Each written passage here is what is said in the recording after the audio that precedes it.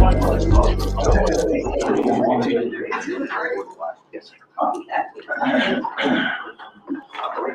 morning, and thank you for attending our meeting. I'm raising my voice a little bit, mainly for the audience, because we don't have microphones that feed through the speakers.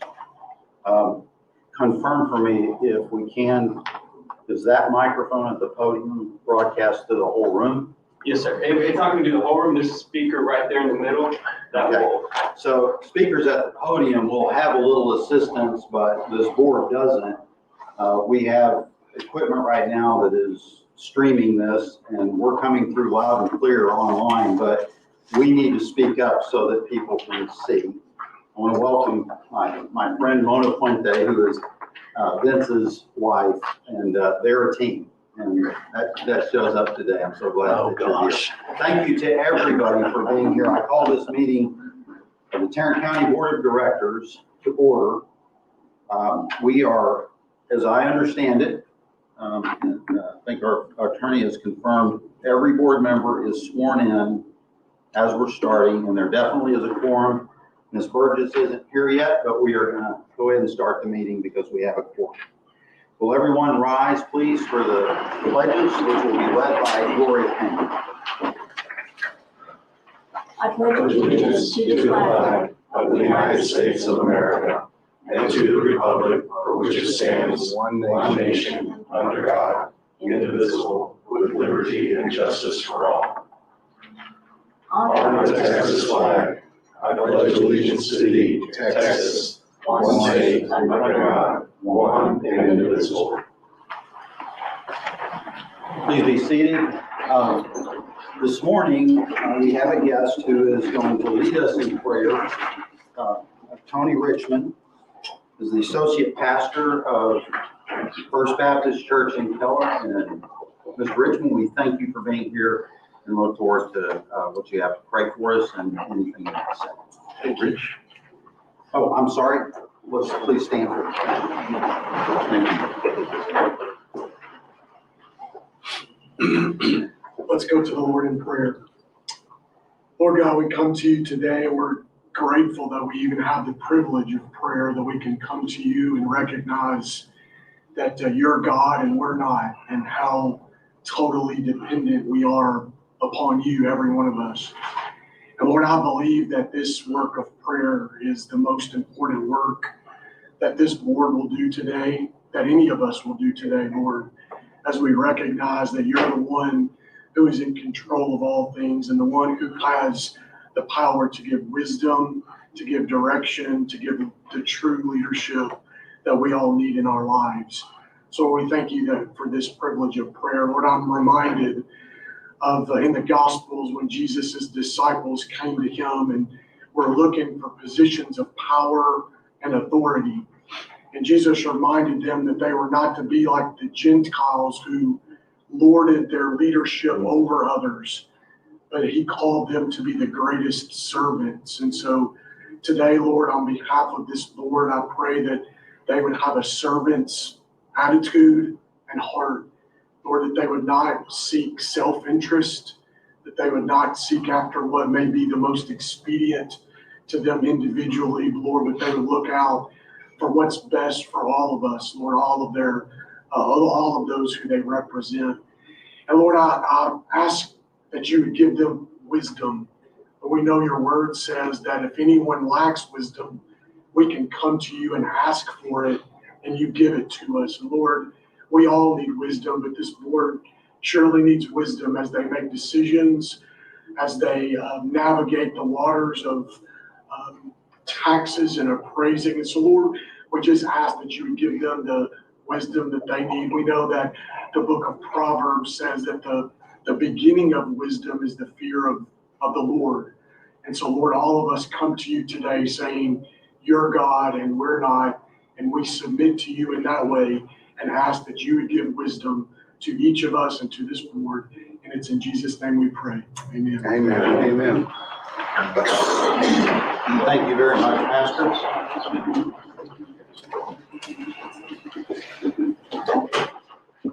At this time, At this time, we're going to hear public speakers, people who want to address the board on matters, I guess matters relating to agenda items or not. There, as I said, there are 6 speakers. Anybody, and the 7th is signing up. If anybody comes in up until the last speaker has spoken or starts to speak, they'll be allowed to speak. Normally, the time that we have is 5 minutes. I'm going to cut that back to 3 minutes. I don't know if that's quickly doable. Because we have a packed agenda. We want to hear what the public has to tell us, but we're going to ask you to do it in 3 minutes instead of 5 minutes today. Our first speaker, and they're going to go in order, which I think is the order they signed up in. So Fred Campos, who is on the HEB ISD, I believe. That is correct. And your time is starting now. So when that gets to 2 minutes, you're done. You got it. Good morning, Rich and board. Thank you for the opportunity to speak in front of you. My name is Fred Campos, 3832 Periwinkle Street, Bedford, Texas. And as Rich did say, I do currently serve on the HEB ISD school board. So I'm one of your 70 bosses. And first and foremost, thank you so much for what you guys do. As a trustee that's starting its 9th year, I understand the volunteer work that you guys do and the commitment that you guys have, and trust me, to the public. And you guys have an enormously good opportunity, and you govern some of the more important things for Everett Tarrant County. One little suggestion, that's what I come here for you today. By no means does HEB have it figured out, but one thing that is quite interesting, that's maybe an opportunity for you guys, and my point of talking today, is that we have a board operating procedure that pretty much covers everything, and maybe almost to an extreme. And maybe a lot of the entities that you serve operate the same way. As an extreme example, you could wipe out all 7 of us. 7 people could open up and they would know exactly how to elect the next group of who's going to be president, vice president, everything else. They have a rubrics for everything that they do. They have a minimum standard of what that should look like. Should a person serve at least 1 year on the board? Do they have the appropriate credentials to do things? As you guys go through this process today, take that in consideration. And regardless of how you guys do that, I would recommend, as a suggestion, as many of the entities do, of putting that down in your board operating procedure as a way of doing things. In our particular district, very rarely is anything done that isn't actually literally run by the book and has been pre-thought and predetermined.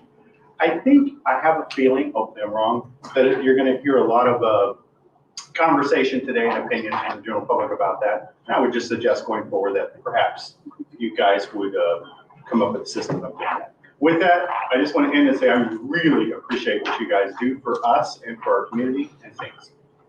Thank you, Mr. Campos. Our next speaker is George Dotson. Thank you. Good morning, everyone. I'm glad to welcome the new chief appraiser and the new board members to the board. I truly hope you'll be focused on your responsibilities for true oversight of the chief appraiser and the overall operations of TAD.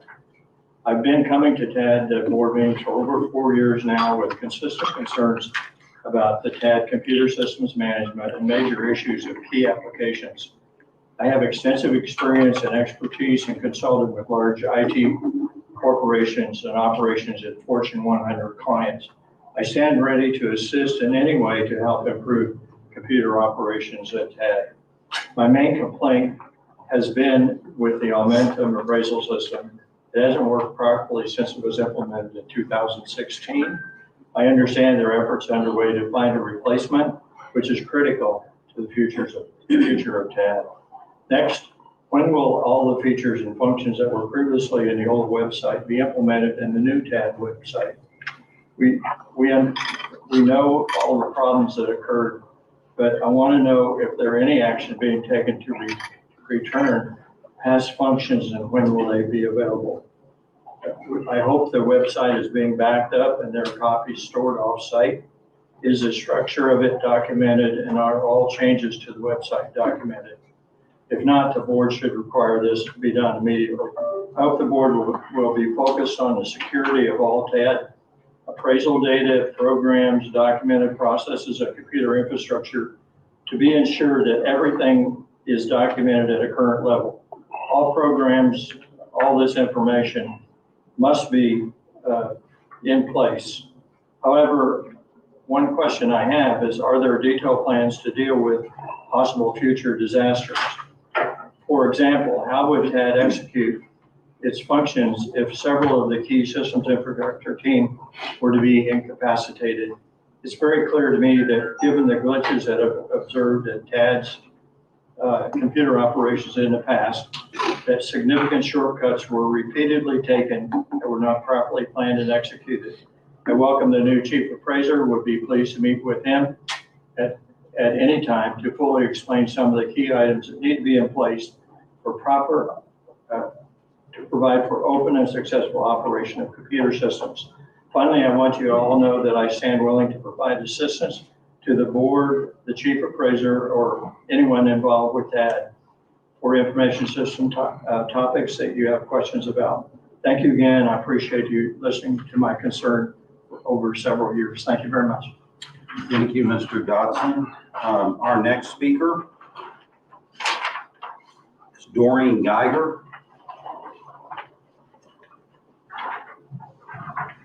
Congratulations to all of the new board members and best wishes to the full board.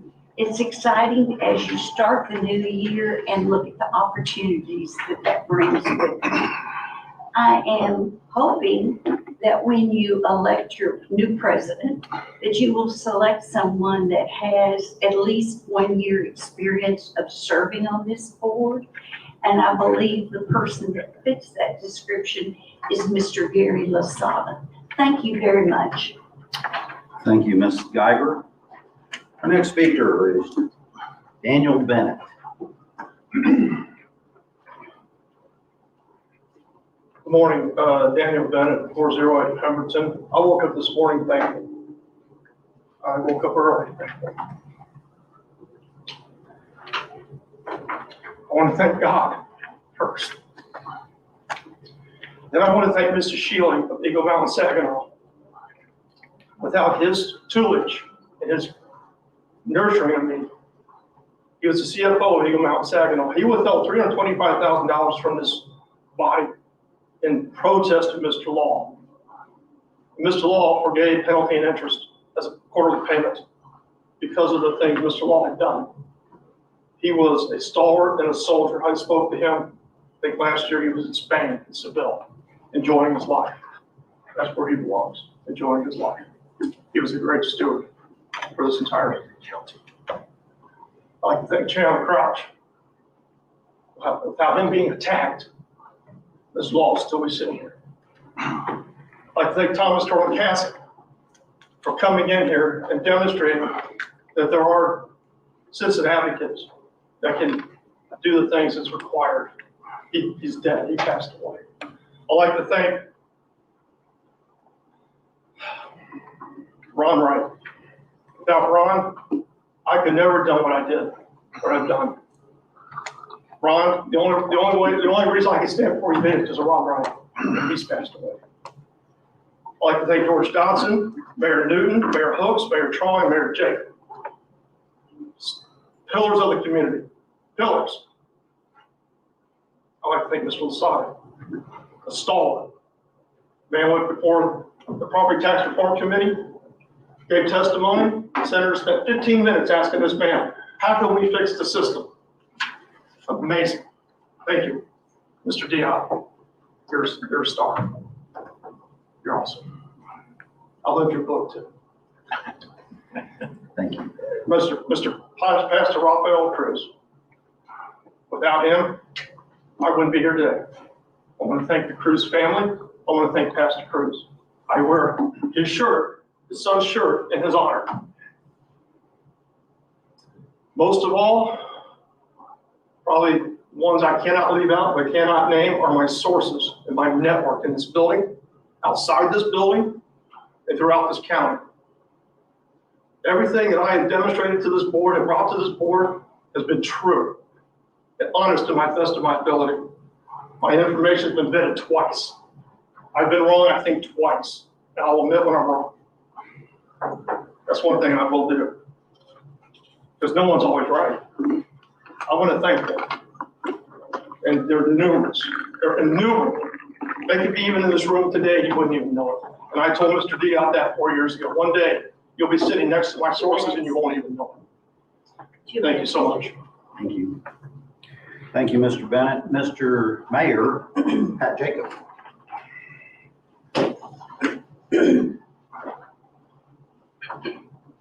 Well, good morning, board. Good morning. This is wonderful to look around and see that we have a completely new board and the people that I think are really going to make steps and changes to help get our appraisal district righted for the citizens and the entities of our county. This is a major point, a major thing, and a great day for all of us. There's been a lot of effort by citizens, entities, a lot of folks working, trying to straighten this organization out. Mr. Diaz brought us the quorum that we need. He spent time in Austin over this. Mr. Lasada has talked to people and addressed senators and representatives. So we know that there's been work done in the past. I really like the fact that we came in here this morning and everybody's sitting at the table and nobody's being hidden out in the audience. That goes back to the way the board was originally done back in 2020. Yeah. All right, anyhow, what I'm up to ask for is if you run a business, you don't want to go out and get a person who is, you don't get the youngest one that doesn't know what's going on in the business, even though they want it in today's world. We want to get an old hand, somebody that knows the business inside and out. That's only a smart way to do business. So in this particular case, a lot of us have sat down. When I say a lot of us, I'm talking about entities, okay, this being school boards, mayor's councils, not necessarily the mayor's council, but mayors who go to attend the mayor's council. And Ricardo, could I get you please to pass these out? And I didn't have enough copies here. Okay. That one, that MD, and one each. And here's an extra copy for our chief appraiser. Yeah, and one for your records. Anyway, so what I have and have asked Ricardo to pass out is a copy of a resolution that was put together, and just like everything else, those of us who've spent time on school boards, city councils, and done that type of work. Resolutions are something that we all say, we put together to say, this is the way we feel and what we would like to see happen. So I would like to suggest strongly that when you go to select your president, you get the chair of the board, that we get somebody who knows this animal inside and out. People here work here, the processes, everything that occurs within this district. Now, I don't think that we need to have and I know you're in the process of going to be revising your guidebook and everything, and I think that's a great idea. It's something that's been kind of ignored. But I just wanted to share this with you and let you know how a lot of us who govern in the various 41 entities within the county feel about this, because we appreciate our group. Thank you. Thank you, Mayor. Chandler Crouch. Good morning. Good morning. 7 copies there. It's fine. It's about outside. These are extras on that. Oh, that's So- okay. Okay. Just didn't want y'all to think that was- I just say, And- if you remember, you can have a. We changed it for one person? Yeah.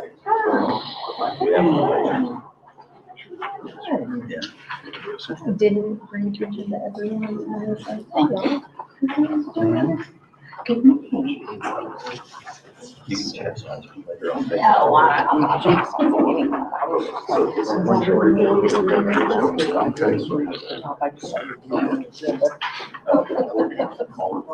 No, it usually is. We're actually, there you go. But there is, that was important. Yeah.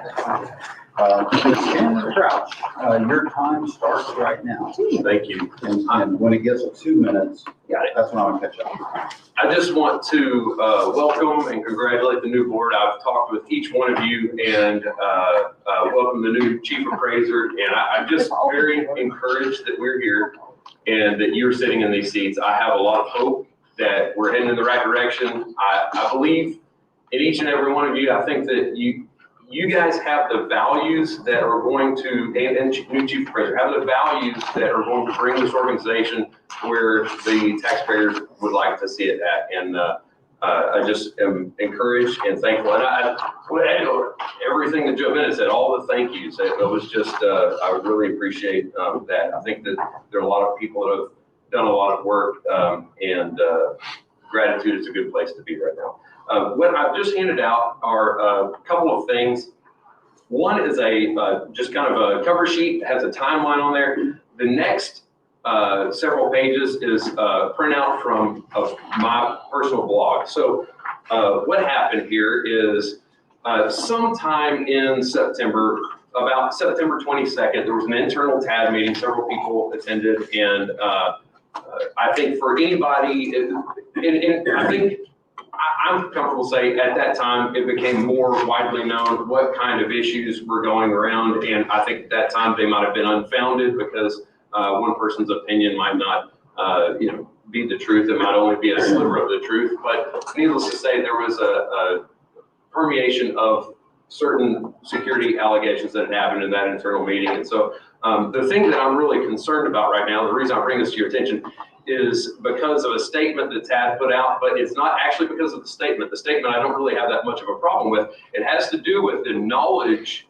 of the potential security issues of the person that put the statement out. Okay, so if somebody puts out a statement saying one thing, but they have knowledge that is contrary to that, then I have a problem. There's an honesty issue. And so I started pulling on this thread.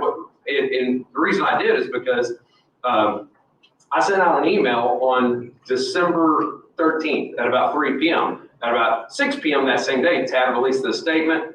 And then the next day, we had a board meeting in here in which Mr. Tepper released his statement, basically validating everything I said in my blog article. Well, in TAD's statement, it said that what I was saying was unfounded and unsubstantiated or something along those lines.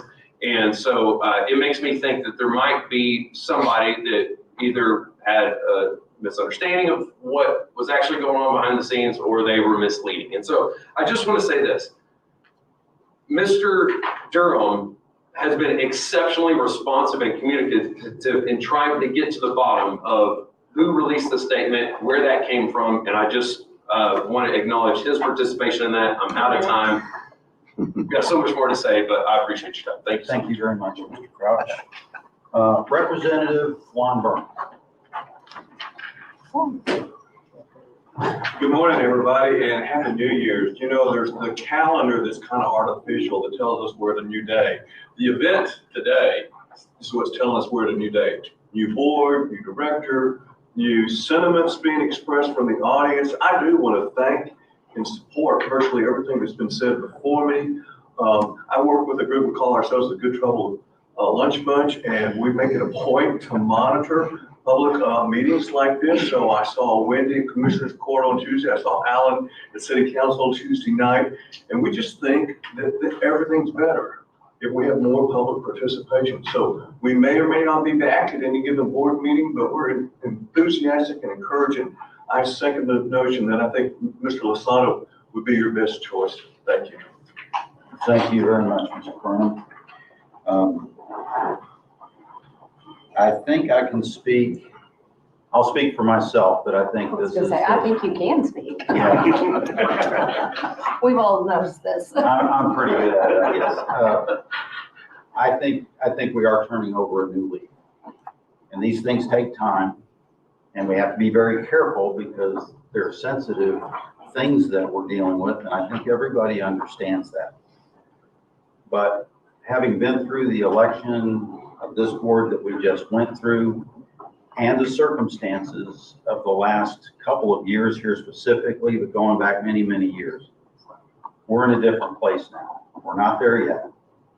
but we're working there. And I tell you what, I think everybody, as I look around this board, there isn't a person here that is going to approach this as a coffee and donut board. Coffee and donut board is a board that drinks the coffee. We're a water board, but not that one, not that one. We are a board. We drink water. Water. Some of us coffee, special coffee though, it's different. Yeah. So, but a coffee and donut board is kind of a phrase I came up with to describe a board that shows up, drinks the coffee, eats the donut, slaps everybody on the back, regardless of whether it's true or not, says you're doing a great job. And that kind of encouragement is great, but when it's not appropriate, it is bad. And I don't think there's a person on this board right now that's going to approach where we are that way now. In fact, we may want to go back to the coffee and donut board before the end of this meeting. No one told me there were gonna be donuts. Yeah, I wanna test. By the way, we used to have donuts, but there's something about donuts that isn't healthy, and I'll thank Julie Waddell, because she doesn't bring donuts because they're not healthy. Yeah, they're not healthy. So, This is a BYOD. yeah, if you want donuts, bring your own donuts. Anyway, I want to kind of reflect that. We've had some of the comments, regardless of how the rest of this meeting goes. And I think I've got a sense of the flavor of this. I think we're at a due point, and we have to be, because the public needs to trust that homeowner A is being treated fairly with homeowner B in terms of appraisals. And we have to perform. And if we say things that aren't true, that is going to undermine our credibility. And that's important to me. And I will tell you, I think it's important to every single member of this board. Everybody knows what we've been through. Everybody knows what's happened, more or less. I know what's happened pretty intensely. And I use that word advice. The point is, we're at a new place. We want your help. This board will be, I'm sure, because everybody here, I think, is going to hold every other one of us. We're going to hold each other accountable to the truth. We've got a new chief appraiser who's been through this kind of thing before. He'll be starting in a couple of weeks, but Joe Don Bobbitt is, I think, going to be a great team member. Everything is different. This board is mostly new. Vince has been on the board for almost a year. I've been on this board for 4 years. And Gary Lasada has been on the board before, great member. And Gloria Pena's reputation, she's the one I don't know personally very well. Everybody else I know pretty well. What I've heard when I've done my own kind of research, what is this woman all about, has been phenomenally good. And I'm really encouraged. We've spoken this morning about some of the things that she thinks need to be improved, and I agree with her. So, and Don't, Wendy's turn. He loves to forget about me. I am not done yet. And I've been sitting in the seat before too, and I know I've you have. recognized you. I've been careful. I've never poked you once. Yeah. Anyway, and Mr. Blaylock on Fort Worth City Council, I've talked to him about some of the things he's interested in. This is going to be different. Everything that's going to happen today, and I think every meeting forward, is going to be different than what we've had before. And I think Tad is in a position to make a big, huge change of direction.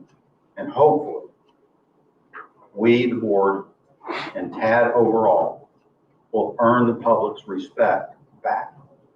And so we're going to try to do that. And that is a thrust that I noticed in the comments. Let me say one other thing. There are a couple of people that refer to the leader as president. And so I'm going to tell you a couple things about the chairman. It's a chairmanship. It's not a president. There's a distinction that's very important. The chairman of this board is not a super board member. The chairman of the board organizes the rest of the board and coordinates with TAD, passing a budget, hiring and firing a chief appraiser is within that. But there's a term in the property tax code that is really important: governance. This board needs to act more as a council to each other. The chairman, by law, doesn't really have any specific duties other than coordinating the agenda with the chief appraiser and running the meetings. A chairman can take more authority than that, and I object to that. I always have.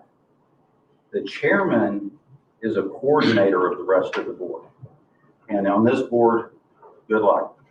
Everybody is a very independent thinker, and it's going to be great because of that. I am very impressed with everybody, and I think that's where we're going. My point is, I'm going to tell you, it matters who the chairman is, but it isn't going to matter that much who the chairman actually is. I will tell you, it's not going to be me. I will not be considered for chairman or secretary. I've done the secretary job for almost 4 years, and because of certain things in my life, I need to go do other things, and I can't be an office holder on this board anymore, but I will be here. And that's enough of a threat to whoever the chairman is, that they will hear from me lovingly, I hope. But I think this whole board is going to be holding all of the other members accountable. And I think that's, frankly, that's different. Everybody has shown me already that they've got game, they're interested, they're strong people. And I really am so encouraged right now, I can't even put it into words. I wanted to say that we don't have a president here. We have a chairman, and the role and duties of chairman under law is not that much. It should be somebody who coordinates a little bit for the board. That's it. And if they take more authority than that, I guarantee you, you'll be hearing about it from me, from this dais, and probably everybody else. So the chairman won't want to do that. I promise you that. I'm still waiting for my bio. Well, you interrupted me and threw me off my game. I Here's welcome, your opportunity. Wendy Burgess is the only person that's been here longer than me. 5 years. And I've been here for 4 years, and she has sat here. She doesn't vote, and frankly, she will in 7 months. And in July, she'll start to get a vote. But let's not get into the politics. We don't care about that. But she has, because she doesn't vote. Honestly, I think she has been overlooked. I've been careful to not do that when I've been presiding officer, as I am right now. Because that's a bad idea to overlook me, right? Yeah, it is. Anyway, and Because I do talk. Wendy kind of, she fits the same profile that I've described for all the board members. I'm speaking of her when I'm speaking about them, and I'm expecting great things from everybody on this board. I thank y'all for being here, being willing to serve, and stepping up into something that has been controversial. And my prayer has been that peace will come, and TAD won't be seen as the enemy by the public, but as an entity that works very hard. And I've got to tell you, I think that's been happening at the staff level the whole time. And I congratulate and thank all of them for showing up every day and doing a great job. Executive leadership and the things that affect is where our problems have come from. And I think we're in the process of fixing that. So let's all look forward to something more positive. I'm hoping for peace moving forward, productivity, and there have been a lot of people that have spoken in the last, I've been here 4 years. And I really appreciate, because there's a lot of stuff you have to sift through, and I appreciate the truth tellers. And there are people involved here who have always communicated the truth to me and to this board, and I'm thankful for that. And as long as people are approaching it that way, we're going to be fine. So that's all I want to say. The role of chairman that we're going to elect, I am not going to look at as a king or a president, as somebody who has more of a job to do than the rest of us, and making sure that all of our voices are coordinated, not telling us what to say. They are not going to speak for the board. I will speak for myself. Thank you very much on this board. The duties are kind of limited there, and I think this board will hold whoever the chairman turns out to be accountable to that. So with that, that was a longer speech than I anticipated. But let's move on. 2 minutes. Our next, That is more than 2 minutes. However, he's allowed that. She started it. look, I can stand up and say a few words during this stampede. You do get to. So I'm not a politician really, but I'm trying to be one sometimes. No offense You heard to the it here. politicians. You at heard it the here. table. So let's move on to our consent agenda. There are 3 items on the consent agenda. I'll open up for discussion. Is everybody okay with this? Mr. Chairman, Um, I'd like to have item 1 and item 3 removed from the consent agenda. Item 1 and item 3. Mr. Chairman, I'd like to have item 2 removed from the consent. Oh, well, let's just blow them all out of the water. So consent is unanimous consent, and if it's not unanimous that it be on the consent agenda, it doesn't require a second. So the consent agenda just went away. We're going to talk about it. Let's do it. With that in mind, let's go to item A1. Action regarding approval of Board of Directors meeting minutes December 14th, 2023, and December 21st, 2023. Who pulled that off? Vince, yeah, you did that? Yeah, and basically, I just got a question of clarity. We'll go to the December 21st meeting minutes. Okay. Go to item 6A.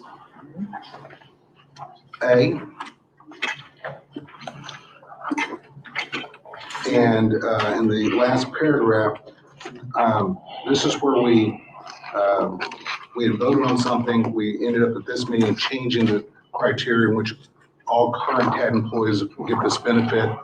What I just wanted to get clarity on is, do we have it stated that any employee hired after January 1st, 2024 does not get this benefit? Because I think that was the intent of our vote. We wanted to extend the benefit to all those that were currently employed, but new employees would not get the benefit. Because it's not stated here.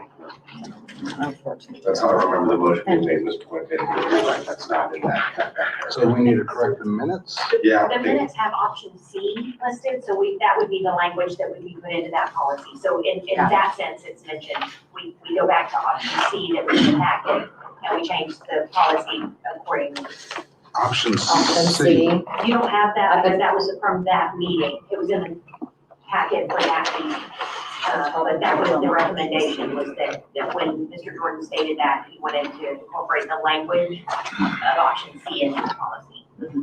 And Mr. Quintin, if you felt that that was not accurate or clear enough in the minutes, you could certainly make a motion to add a statement or statements to the minutes. And if the other members of the board, the president of the meeting, agree with it and it passes, then the minutes would be amended to add whatever language to it.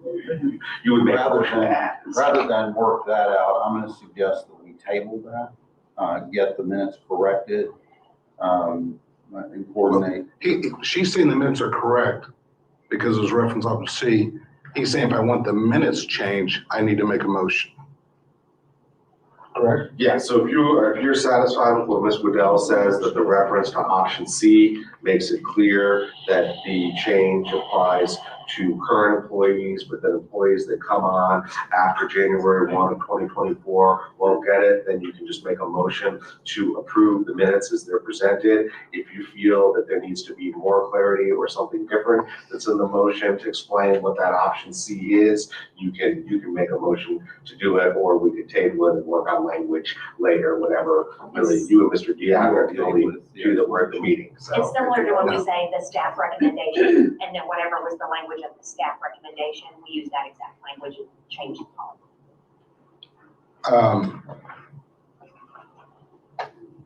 I'd like to make a motion Okay, to fix it or to table? to fix it. Okay, go ahead. I would move that we add to the minutes that anyone hired after December 31st, 2023, that the benefit described is not applicable. Better way of saying that. You can't change it after the fact.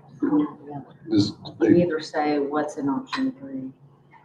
I think you have to say, you can't change it after the fact. You would have to say, use the language that was in option 3, or Yeah, I guess the other thing we could do is Mr. Dion suggested you all could table it, and then we could actually go back and listen to the recording and track the language Right. from the actual motion Yeah. that was made to clarify the Right. point that you're trying to make, Mr. Quintin. yeah. Okay, then table it. Okay, motion to table second.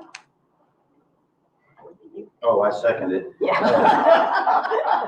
hard to keep up when you're the president. Vince and I were the only ones here, and I'm not sure the other board members even want to vote on minutes from meetings they want. I was So, here. You don't vote. I don't vote, but I was here. Yep. I could make a second. That's what you want to I think- second. I'll second. Okay, seconded, but in an official record, the second is by, Assessor Tax Burgess. assessor, collector Burgess. You can't even say it. all in, is there any more discussion? I have a question on, just a clarification. The December 14th minutes had a reference to, on page 2,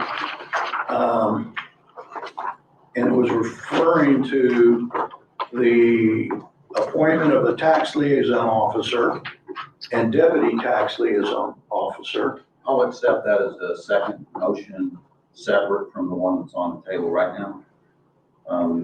So if we can go ahead and vote on the one change Yeah, we need to that, vote on the first change. that Mr. Puente had, we'll. Oh, we'll go on question after that. Yeah. Okay. You'll have time to talk about the separate issue, so. Sure. All in favor of the motion? Yes. Please a moment to comment. As a non-participant in the prior meeting, I will be abstaining from this vote, and I will be reliant on those that were present to ensure the meeting Right. minutes are correct. Okay. I abstain also. Okay, so it is clear the new members of the board that were not at those meetings are not going to vote on this, so. Vince, it's up to you and me. What do you think? Y'all get to vote. I vote for tabling the motion, tabling the acceptance of the minutes. I think that's one motion. With the changes. All in favor? The vote is 2-0 with 3 abstentions and 1 observer. The motion passes. Mr. Losado, I will recognize you for a question. You have a question yet? No, I have a second item. Oh, okay. But go ahead. Number 4. On this particular item, it talked about, Which item is it? Number 4 on the second page. it's on the second page of the December 14th meeting. It is 4, Oh, little 4. yeah. And I'm And not following you. December 14th. Oh, okay. It's item Item 6, 6A. little 4. Okay, go ahead. And my question is that, that was an action item regarding the appointment of taxpayer liaison officer and deputy taxpayer. And then Mr. Diot, you moved to remove the deputy taxpayer liaison officer from that item as a motion. And I'm not questioning why that was done. I'm only asking, is that gonna surface again in a later date? Are we coming back to it, or is it gone and, permanently? If the way the motion reads is it was removed, Yes, Removed from the consent agenda. the appointment, what was that? On the consent agenda, did we Yeah. ever pick it up after that? I could find no record of it being We picked we up. approved it later. I have no plans on that particular issue. If it Okay. comes up, this board has the right to bring it up later. Okay, thank you. That's all I have. Any other comments? Yes, so let's go to item 9B on the 21st. And kind of in the middle of that paragraph, it makes a statement, Mr. Tipper said there are plans to scrub the dark web to look for confidential information. I don't recall us. 9B does not have that. If you can help us get on. Okay, I'm sorry. Item, so it's the last page of December Oh, 21st. we went back to the other agenda? Yes, ma'am. Oh, We're looking at the 21st, and that's item, Last page, item 9B. okay? In the middle, says, Mr. Tepper said there are plans to scrub the dark web to look for confidential information. I don't know that we established plans. I think he was indicating there was an option or consideration. That's what I recall as well. And I think plans doesn't mean the board was asserting that they were going to do, but there were plans that had been talked about possibly doing that. I'm just saying the way it reads, it sounds like there was a statement made. Okay. I'm gonna say, I think that's semantics. We tabled the minutes from the 21st at least. So we could So what make we changes could for also that? do, I don't remember exactly what I said. So We could either go back and listen to it, track the language, or certainly the board hadn't actually taken any action to do that. And so we could change that to make it clear as well. Okay, so we'll review both items. Okay. Yes, Thank you. Mr. Durham has a comment. No, I totally agree with you. That would be an expensive proposition, so it will come before you officially. I think it was plans to consider options on reaching that point, but that's not approval.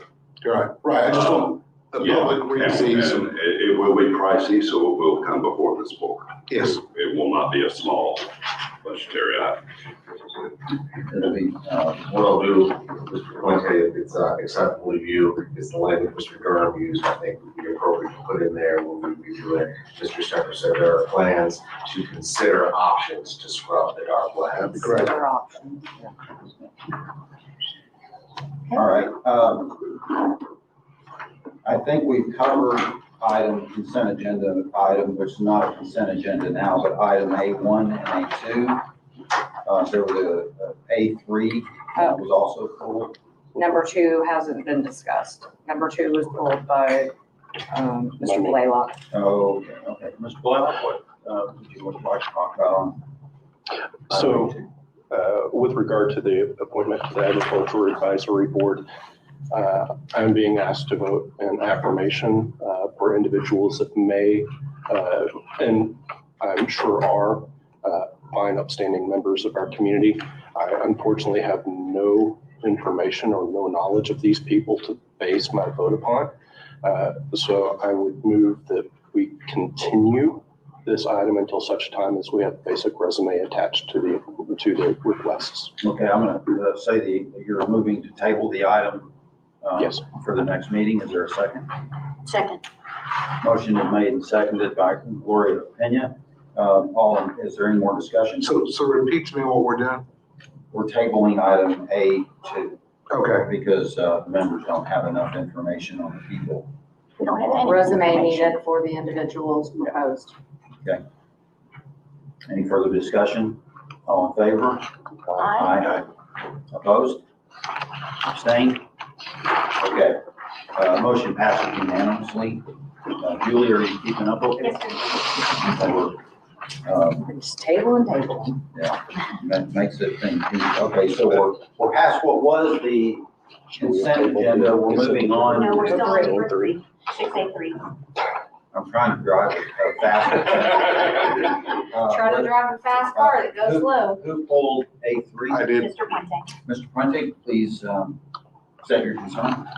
Yeah, the main thing was, we have a lot of new board members. When you look at the overall list of items before us, there's over $400,000 that we're approving. Item 6A3, in my first take of reading it, kind of ties to 6B, and I just thought it was worth somewhat of discussion. The other thing that happens is we say that it's available in the current 2024 budget, which gives me comfort, but it's not that it was thought out in the 2024 budget. We're taking the money from one place and moving it to the other, which is legitimate. But again, I think this board ought to know why we're doing that. Is the primary purpose for additional value for end users, the primary purpose because of security that we're concerned with. So just a quick conversation on it.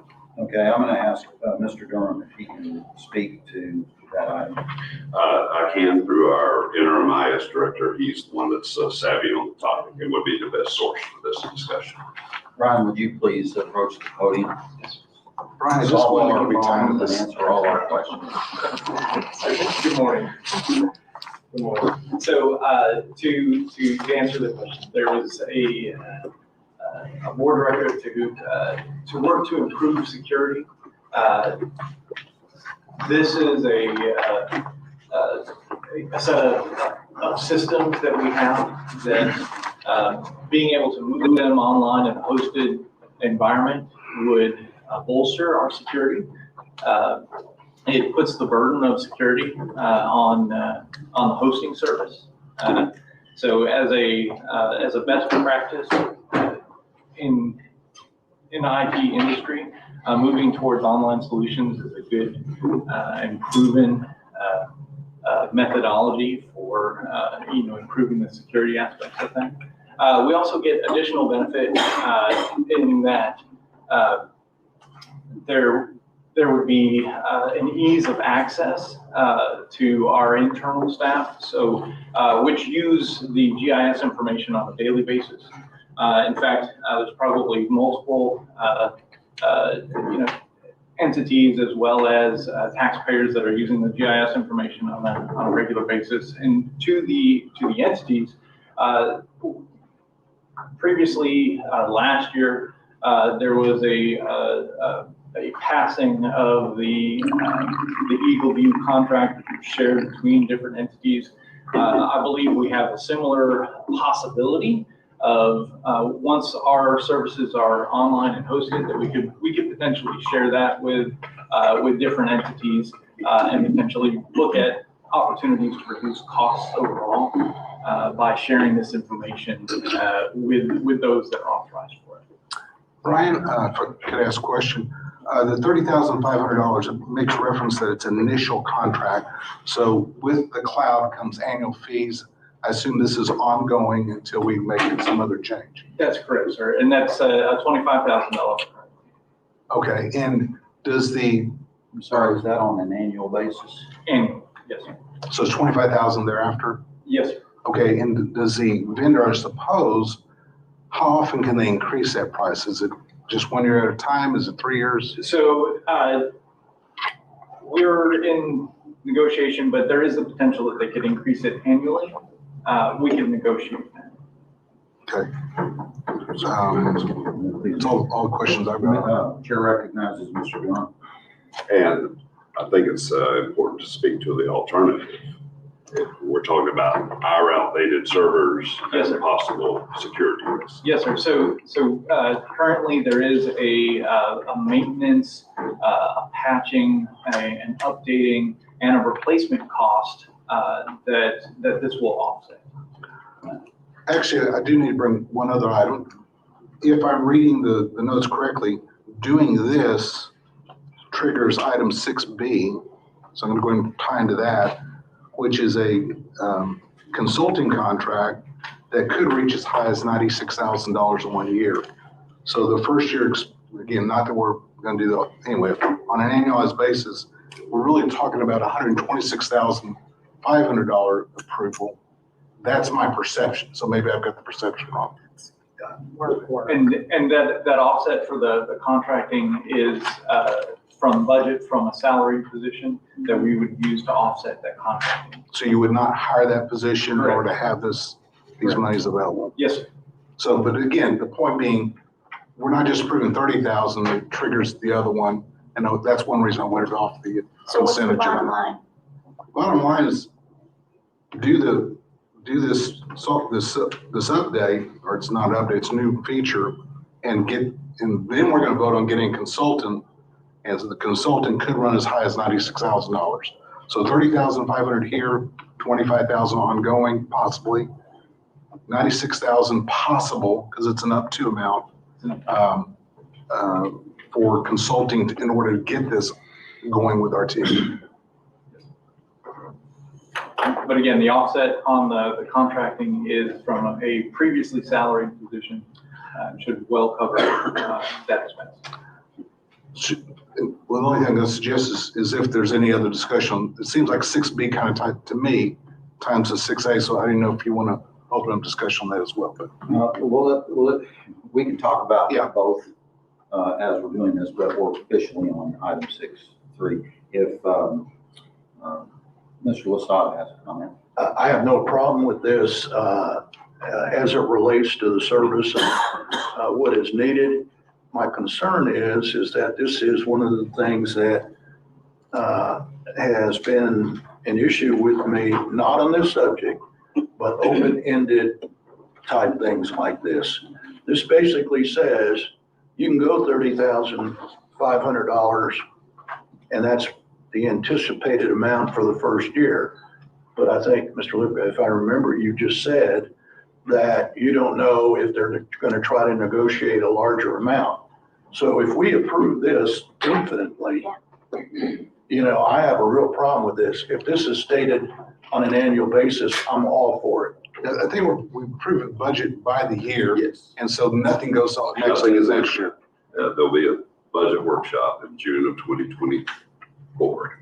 With all due respect, I heard all of that I needed when I was on the board last time. And nothing directed at you, Mr. Durham, but we just had open-ended, you can't do it because it's in the budget or it's not in the budget. The budget is just an estimate of what we're trying to do in the way of expenditures going forward. The budget does not adhere to contracts.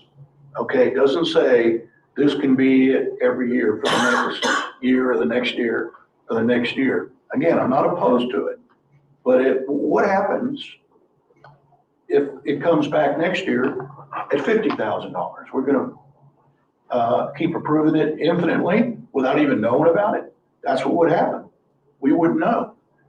Go ahead, I'm sorry. If I may, so I think what we're looking for here is approval to pursue that statement of work and that contract. We have an opportunity to negotiate that contract. We could look at a multi-year, commitment on that with the renewal clause, something that might give a little more consistency. So we could work towards that and bring that back to the board.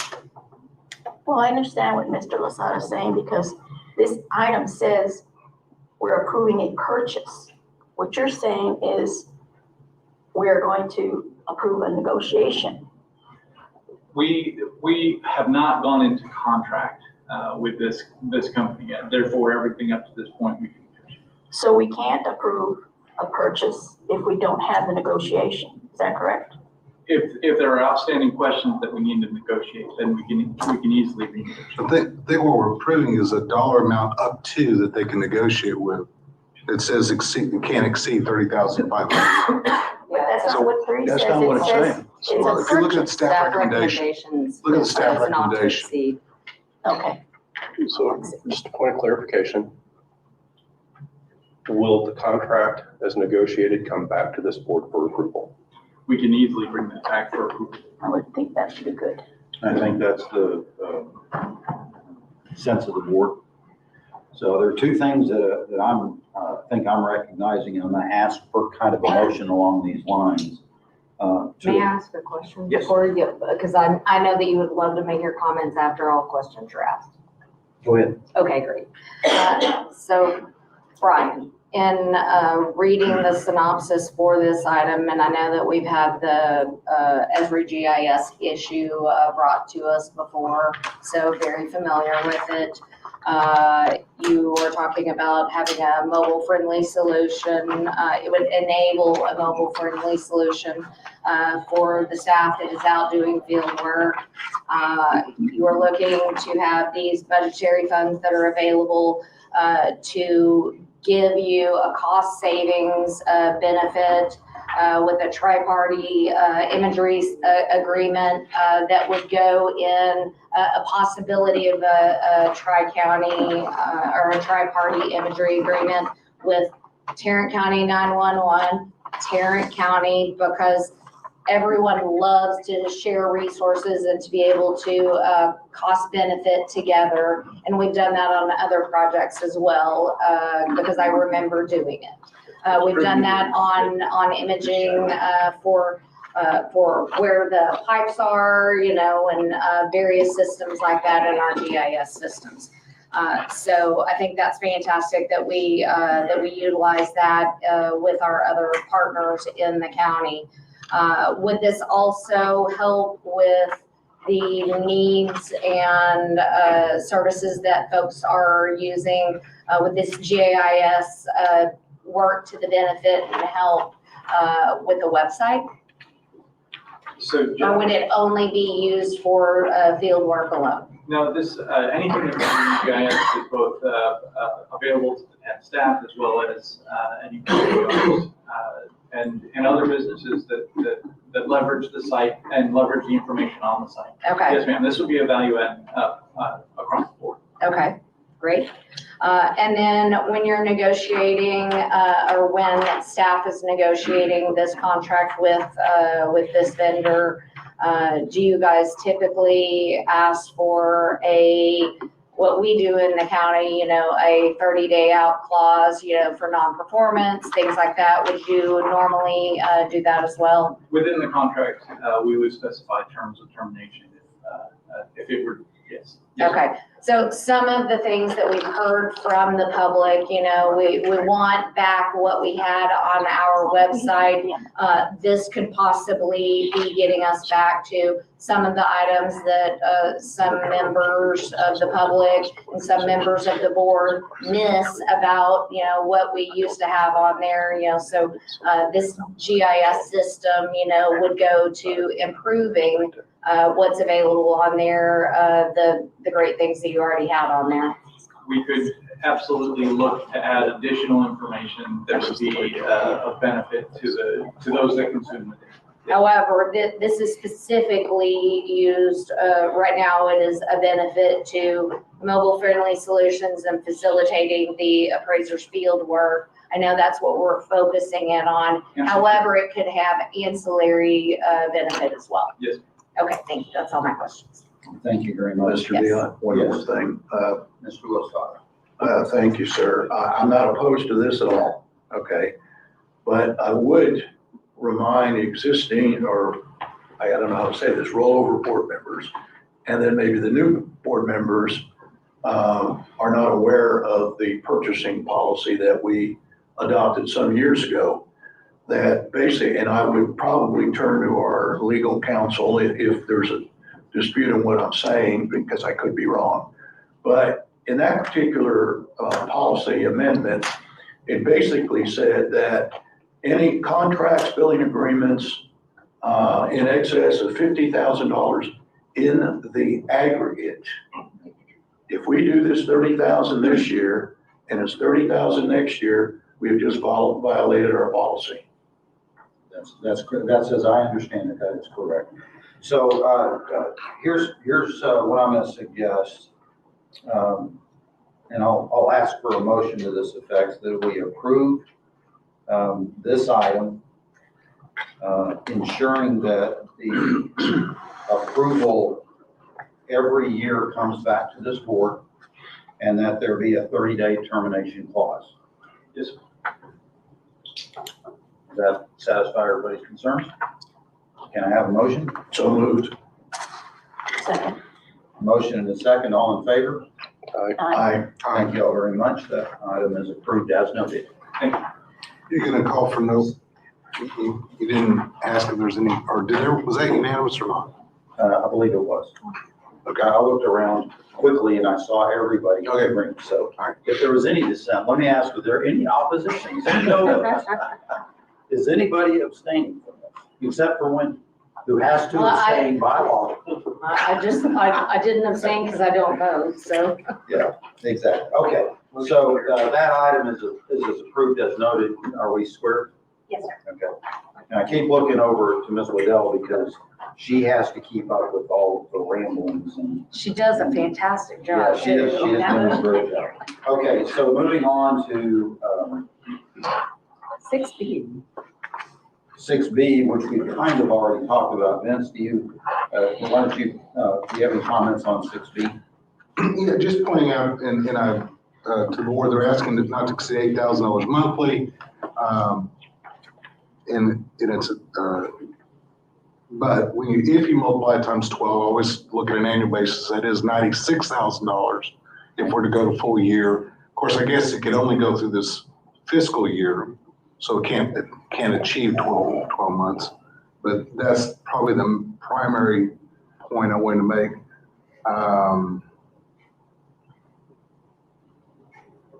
Is there any other No, that's it. Mr. Blaylock? So with 6B, I have similar concern as I did to the item on the consent agenda, and that an individual is named to receive this contract without any biographical or detailed information supporting it. You're out here. Apologies. To repeat, I look at this item and in the briefing packet, an individual is named as a potential contractor without any biographical information to me or the rest of the board to be able to make an informed decision. And so I would request that we table this until that information is provided. Okay, is there a second? I second it. And now we'll go to discussion about tabling this particular item. Go ahead. Chair, Well, thank you. Mr. Luca, is the applicant here and available to speak? Yes, sir. Okay, and just real quickly, Ms. Dawson Philpott, if you wouldn't mind joining Brian at the stand. This is a longtime TAD employee that worked in the GIS. She's totally vetted as to security and goodwill and hard work. We don't have that reduced to writing for you, but if by chance this offers any alternative to that, including it off to another date, if we could just take 1 minute, Brian, or under. Karina, would you mind speaking to your experience at TAD, your position, your seniority, and your expertise with the GIS system? Okay, well, my name is Karina Dawson Philpott. Karina Dawson Philpott. I've worked here for 24 years and 9 months. I was the GIS manager for the last 7 years. And essentially, I provide support for the GIS department, for the Tarrant Appraisal District, and I have a lot of experience in knowing how the appraisal district functions. So essentially, I would be coming back to help facilitate moving forward with GIS and essentially creating a more secure off-site potentially environment.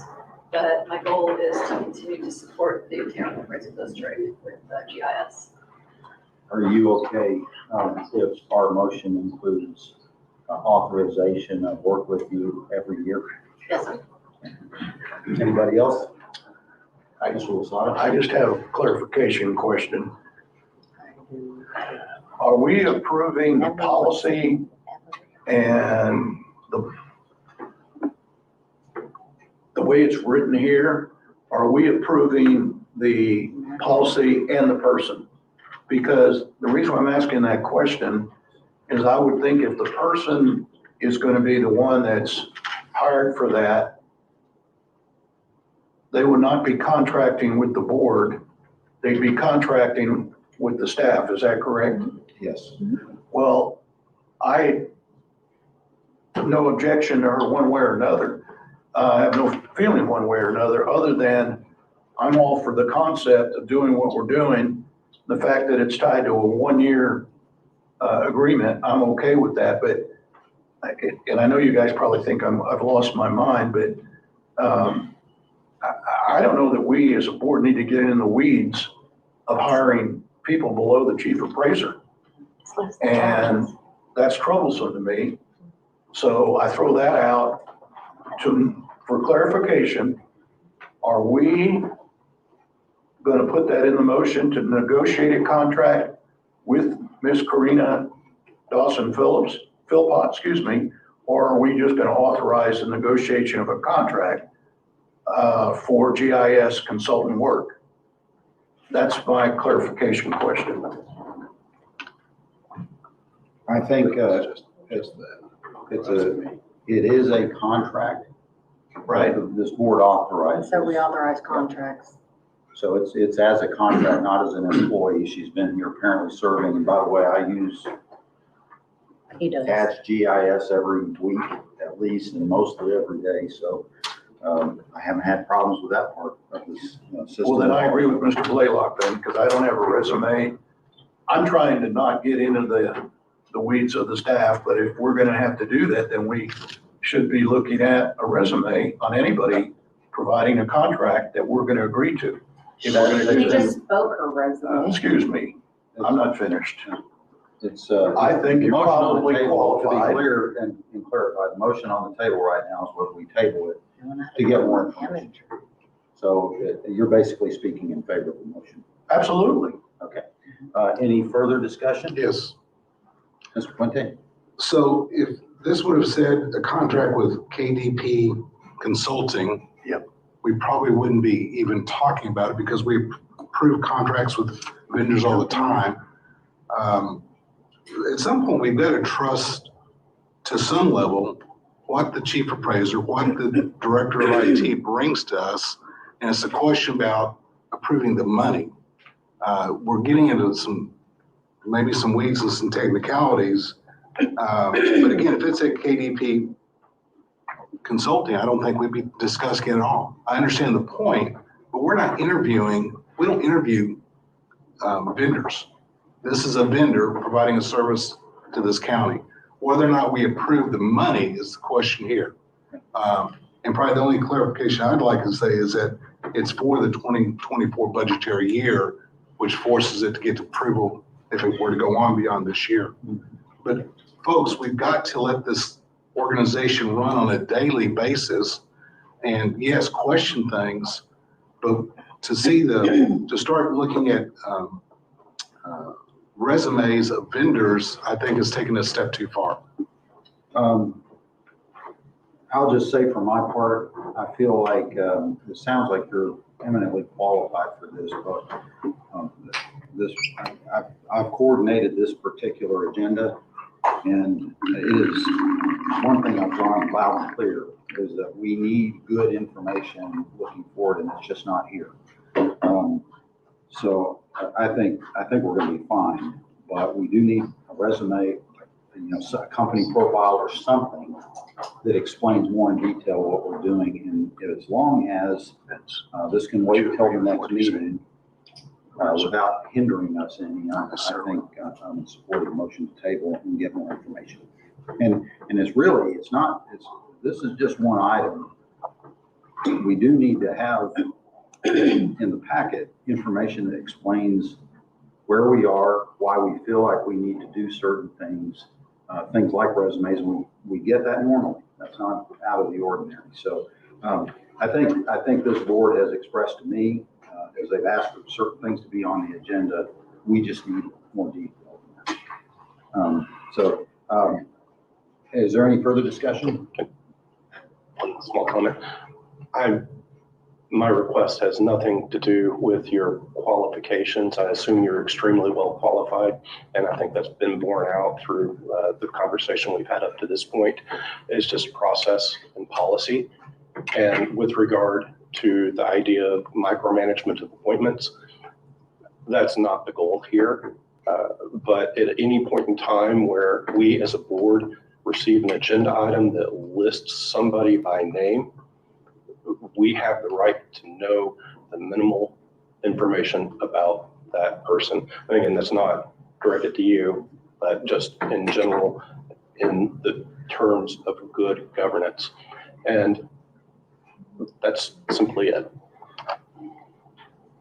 There's no further discussion. I'll call for a vote. All in favor of the motion to table to get more information, please say aye.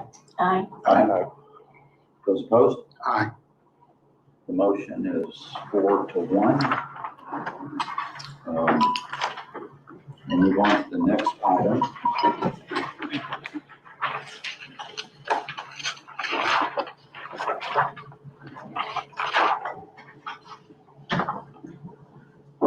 Thank you for coming today and bearing with us on this.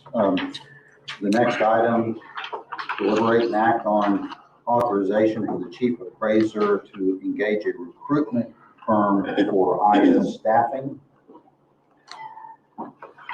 Mr. Durham, would you please explain the items? Sure, you'll get a glimpse into my ability to delegate because I'll ask Brian Lickfoot and speak a few sentences on that Stay topic. up there, sir. I appreciate the brevity. Thank you. Yes, sir. You can don't ask questions. We have two positions available, that we would like to use a recruiting firm to help us identify a qualified candidate, help us to place quickly, and also accept the risk, short-term risk of vetting them before we accept them as a full-time employee. So again, I think this is a proven strategy in the IT industry, and we would be looking, again, this is specifically for 2 positions here, with an up to of the ask amount. Mr. Durham?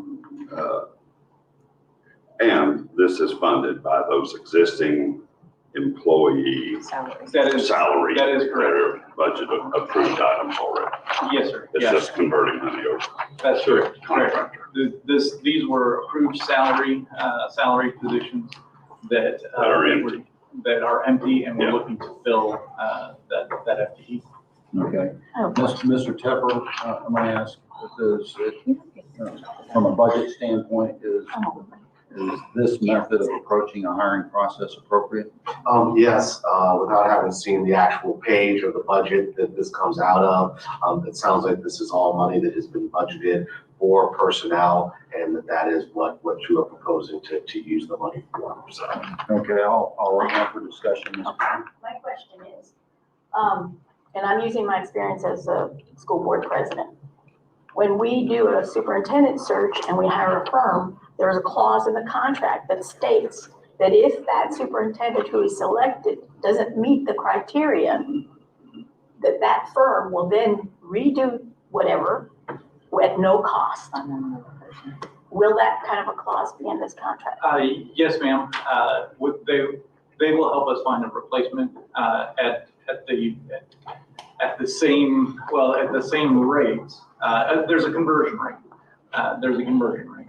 So we're still gonna pay for their failure to provide a good candidate? Potentially, yes, ma'am. I could work to clarify that and bring that back. The challenge that we have is that we're approaching the appraisal season. Yeah. And we have explicit work that we're needing to get done. We were looking at this as an approach to vet staff, but it is a salary position. We potentially could hire them direct. We thought this was a better, a more transparent way to mitigate risk, and we're open to, again, nothing has been signed yet, so we can do a level of negotiation. And that would be something that would have to be worded appropriately in a contract. So we hired, the board hired a search firm to help select the new chief appraiser. That guarantee was certainly a part of the contract with Mackenzie. Mr. Fuente? So, Right. this is not a search agreement. This is a temporary employment agreement. We use these at my company from time to time. You're hiring a person, it's temp, it's temp to perm. And so it is more costly, but it is quicker, and it is a vetting program. The good news is if you don't like who you hired, you can just tell them don't show up the next day. You're not paying the benefits, you're not tied to that person at all. And that's one of the benefits to it. Yeah, if they go away, then you're subject to go hire another person. You can choose whether you use that company or not. So that's very common in this industry. It's not a search. It is a temp to perm if we so choose to perm. Where does that say that in all these documents that we have? I just understand that from what it said. So. And one thing I would advise, so, there's obviously the staff recommendation for the motion, but if the board or any member of the board wants to make a motion that puts qualifications, and you can get a majority vote on that, you can make the motion. You don't have to make the exact motion that the staff is recommended. So if there's a concern that you would like to approve it, but with a slight modification, somebody can make a motion with that modification. However, if we make that change in the motion, they don't necessarily have to accept that in the contract. and then we're back to negotiating a contract, because they can say, no, we're not gonna do that. Yeah, so, and there is a sense of urgency in this particular item.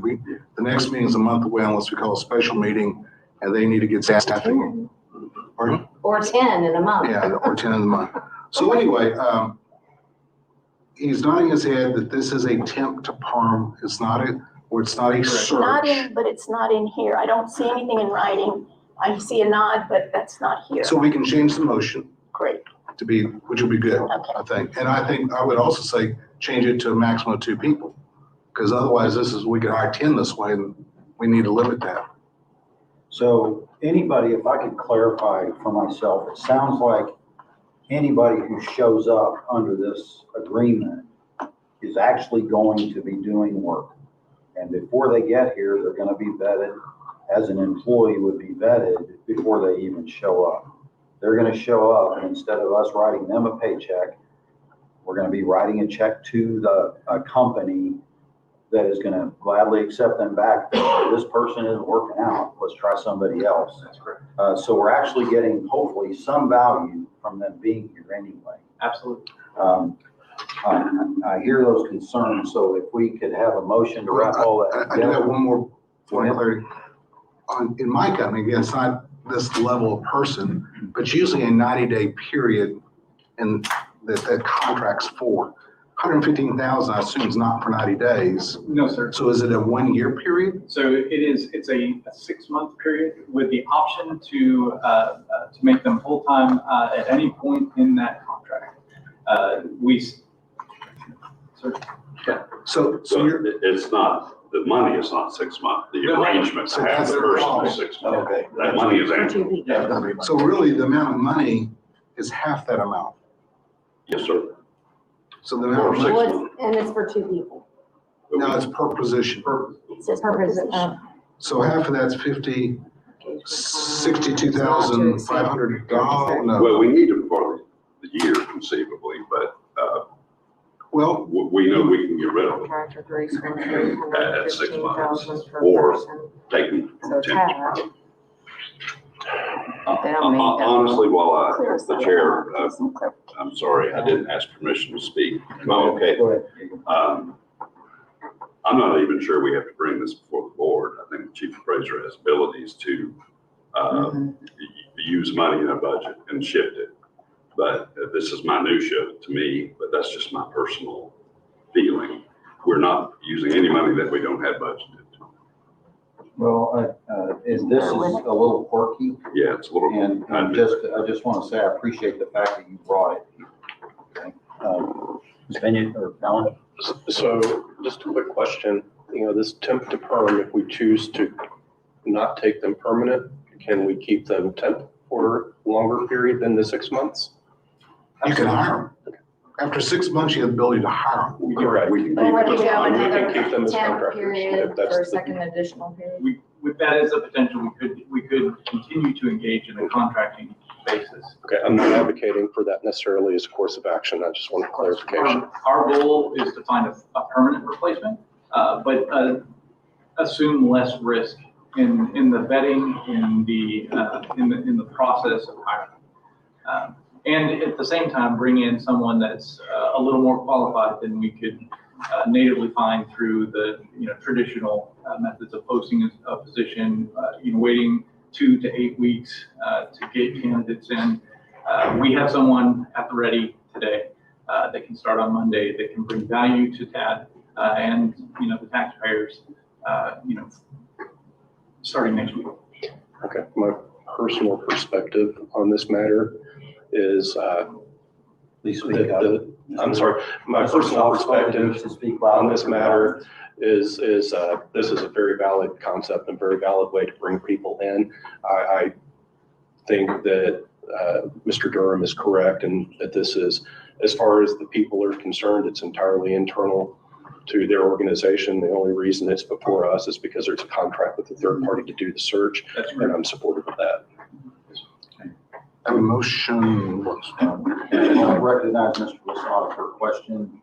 Mr. Puente, following you on that. To be consistent with my other comments on the other items we've already looked at,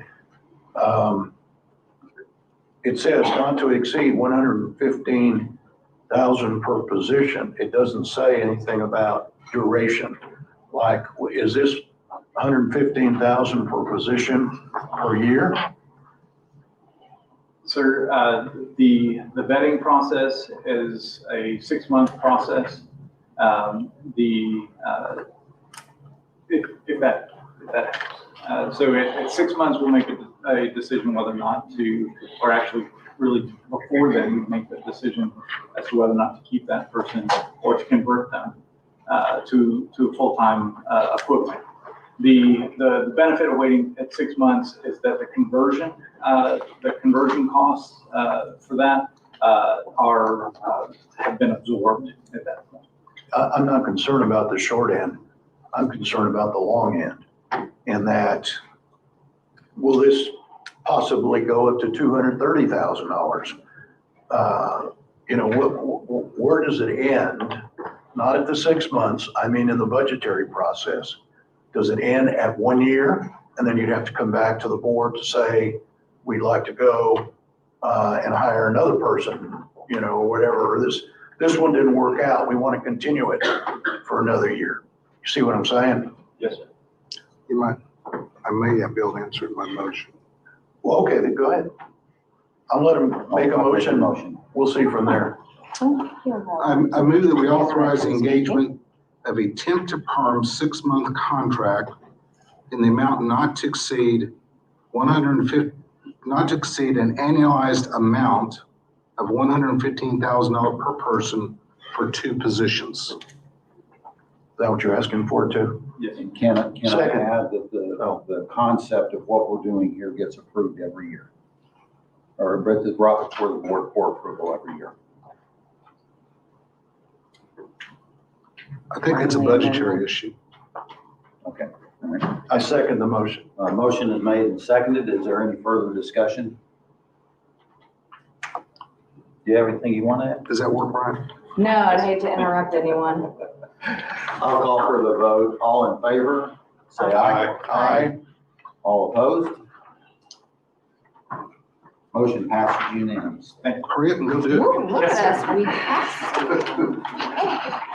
I mean, we passed 2 things already. Okay. I am going to take item H next, which is deliberate and act on the election of a chair and secretary of the TAD Board of Directors. Do we miss something? We're going out of I am suggesting that we go out of order unless there is a strong objection. You're ready to step away? So, yes. Mr. Mainland, I just want to make sure that we are configured as we go through the meeting and getting through the rest of the agenda the way we need to. So with that said, We're jumping to which one? this is item H. And after that, we'll go back to item D and start working our way through the rest of the action items, but we'll do the vote now. My own position on this, I've said, I'm not going to be anything except a board member when this is all done. But I have enormous confidence, basically, in everybody here to do either the job of chairman or secretary. The job is not expansive in my view. It is a coordinating job. And I think there's a Bible verse that says, the rulers of the Gentiles lord it over them. High officials exercise authority over them. But he says, not so with you. Whoever wants to be great must be your servant. Whoever wants to be greatest must be slave of all. And I've had to think about that a lot in my own life. Whether you agree with the scriptures that I'm referring to or not, it is important in a democracy that we understand that leadership is in many ways good followership. And I'll give it a lot of thought. I'm going to nominate Vince Puente to be the chair and Gary Lasada to be the secretary. Are there any other nominations? I'd like to make some comments. Go ahead. I really listened to what the HEB trustee said, because having been on a school board, I certainly understood what he was saying. But the process here is a little bit different. And it's different because we all had to run again. So you swap 5 with 5. On a school board, you have it where there's maybe 3 running or 2 running. So you have that experience on the board. If we were to use the concept of who's been on the board longest, that would be Wendy. And while she can't vote, she certainly can chair according to the guidelines that we have. So I'm going to put that aside. Everyone that has been put on this board has great qualifications. I think that anyone could serve as the chair. And so I just want to make sure that it's known that I'm not listening to what has been said, but having had the experience, I mean, this man's on a city council. He's an elected official. Wendy's elected, so we have all these things that we could consider. And given what I do know about the board, because I did do my research, I know that I'm kind of the oddball and that most people didn't know about me. But as you can tell, I will participate. And so I would like to also nominate Vince Puente as the chair. I have no idea about a secretary, so I'm not gonna nominate anyone for that position. Can I assure you, I do know most of the board pretty well, and you're not the only oddball. We'll love oddballs. But I appreciate your comments very much. So we've got nominations for both offices. Are there any other nominations? Seeing none, we'll vote for the chairman first. We don't have a second officially. We don't have a second and we don't have a nomination. On nomination, seconds are not required. I'll call for a vote on the secretary first. All in favor of Gary Lasada being secretary, say aye. Excuse me, let me stop right there. I have no intention of being secretary. Okay, we need another nomination for secretary. I'm not gonna, I've done the job for a while and I can't do it now. So. I would move that Alan Blaylock be secretary. So is this a friendly amendment, or you're just doing your own nomination for Blaylock as secretary? It's just a separate. He asked for He a declined. nomination. So we need 2 votes. I would respectfully decline that nomination I would ask, No one wants your job. based I would ask for upon Gloria the level of to commitments serve as I have. secretary. I think she'd be I'll take it. I'm retired, I got the time. I think it'd be fantastic. Be careful, I've been secretary for 4 years and I don't think you know exactly what you're saying when you say yeah. I've been secretary for the school board. It's something. Okay, well, I'm gonna ask for affirmation first for Vince, if there's no other nominations or people declining, they're not gonna serve in these positions to affirm Vince Puente for chair. All in favor? Aye. Aye. All opposed? Abstain. 4 to 0 to 1 abstention. And all in favor of Gloria Pena for secretary, please say aye. Aye. Aye. 1 abstention. Abstention. The motion carries 4 to 0 to 1. You abstained because you didn't vote for yourself, Oh, I right? vote for myself. You vote for yourself? Oh, okay. And it's okay to do it. Yeah, Nominate yeah, yourself. that's fine. Anyway, thank you all for being willing to serve. We are in an important time. I've said this before, and we have to transition. And there's cultural change and all kinds of things we're going to be working for. So that's where we are. Mr. Puente, I want to welcome you as our new chair. Thank you, sir. My first call will be for you to continue the meeting. I was gonna say, then I can't help him, Yeah. so. Because you're doing an excellent job and airport at this point. Thank you, and I will continue in that seat. Ms. Pena, would you like to say anything? No, thank you for the confidence, I think. And if I fail to do something, I'm sure one of you will let me know. And actually, I'm sorry, I didn't think about making a thank you speech, but we got 15 minutes, right? But anyway, I do appreciate it. I appreciate the vote and the confidence in it. This is not something I would have normally seeked out, but I will do my best. I will use my common sense, which is hopefully what serves me best in my role as a business owner. I will listen to all parties, but for me, it does get a lot down to common sense about which is the best way to roll. We're here to serve the public. Part of us at this point are voted on by the entities, so we recognize them. But most importantly, or I shouldn't say most important, but equally important is all TAD team members. And I always like to refer to them as team members rather than employees because it has to be a team. We have to work together. We're not always going to agree. But if we're ultimately after the same thing, that is excellent service to our public, getting our reports done timely and accurately, and being recognized as being the finest central appraisal district in the state of Texas, that is what we're ultimately after. We have a past that we've got to work through and earn the trust of the public, and we will do that. But I'm also not going to dwell on the past, not on past mistakes we've made that we've already corrected. If there's past things that we have not solved, such as making sure our network is secure, you bet we're going to go after that. We're going to go after it strong. But I'm ready to move on and to work with William, work with Matthew, work with Joe Don and the entire staff, get to know them better. And again, I am not a super member, but I will try to represent the public, the entities, and the administration here as best I can. Thank you.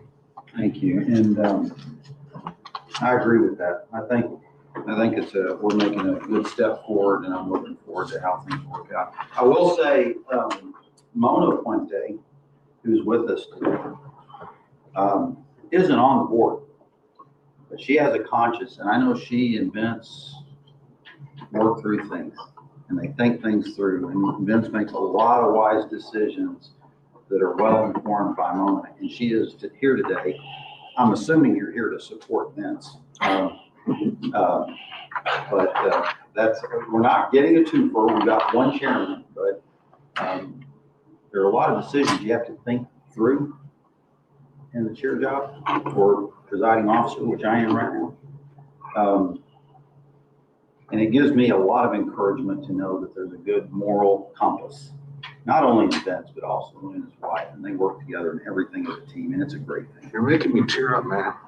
But we're not supposed to talk about board business outside of the board. No, Well, we can't. the public business say that. There are certain things that are obviously not discussed with other people, but any of these open agenda items can be discussed. I could talk to you about. Nobody talk. Me poking at, I still get to poke you for the rest of the meeting. I put you in there, I'm gonna move you. Okay. And just because you spoke about his wife, I want to speak about my husband. Is he here? No, he's not here. If he were here, he would have jumped up and said, no. I don't want to talk to her about TAD board business. My husband, and I've been married for, next month it'll be 41 years. So he's my best friend and my guy, and if you just got a little taste of me, just imagine what that man has gone through in 41 years. So he is probably the most honest person you will ever meet. One example would be if he found a quarter at the old payphones, he would ask everyone around if that quarter was theirs, and if it wasn't, he'd leave it there because it's not his. And that's how honest he is. And also his career, he was the Inspector General for the Department of Labor and for the Department of Agriculture. So he always said, there will not be any skeletons in our closet because I'm looking for the skeletons in everybody else's. And so by example, so I'm very proud of my husband, but again, he doesn't encourage me to do these things, but he doesn't discourage me. He's my support system, but he always worries. If you find that if someone does criticize me, I can handle it, but he can't. He does not like people criticizing me at all. So there's my support system. He looks mean, but he's not really. Oh, don't say that. He looks mean. Yes, when you see him, he can give you the look. But anyway, I just wanted to mention my husband because he is very supportive of me. You won't see him at very many of these places. It's just not his thing. But he does not try to pull me back from being at these places. So that's my husband. Oh, his name is Richard. He's got a great name. If you can't remember, King Richard. My Richard. In my case, but I appreciate that, and the words Inspector General tell me a lot about your husband, and I'm thankful. And it's for the federal government. Yeah. Big job to do. Okay, let's move on with our agenda. We'll go back to item 6B. Deliberate and act on authorization for the chief appraiser to negotiate a proposed contract with DocuSign for an electronic signature solution. Mr. Durham, do you want to call on Brian Patrick to? I mean, not Brian Patrick. It would be Brad Patrick or Brian. Yes, sir, I do. That's all right. He can speak a few words to this exciting proposition. Very good. We're doing a combo, y'all, sometime. We have DocuSign representatives here. They can talk to some of their services, some of the quality in their experience as they've seen it implemented across organizations throughout Texas. Thanks, Brad. My name's David Brandt. I've been in DocuSign for over 4 years, and my colleague Jim is back there as well. We've continued to help support the state of Texas, really serve people, not paper. So we worked with your team to go through the business outcomes you'll see in front of you, really justify the business case.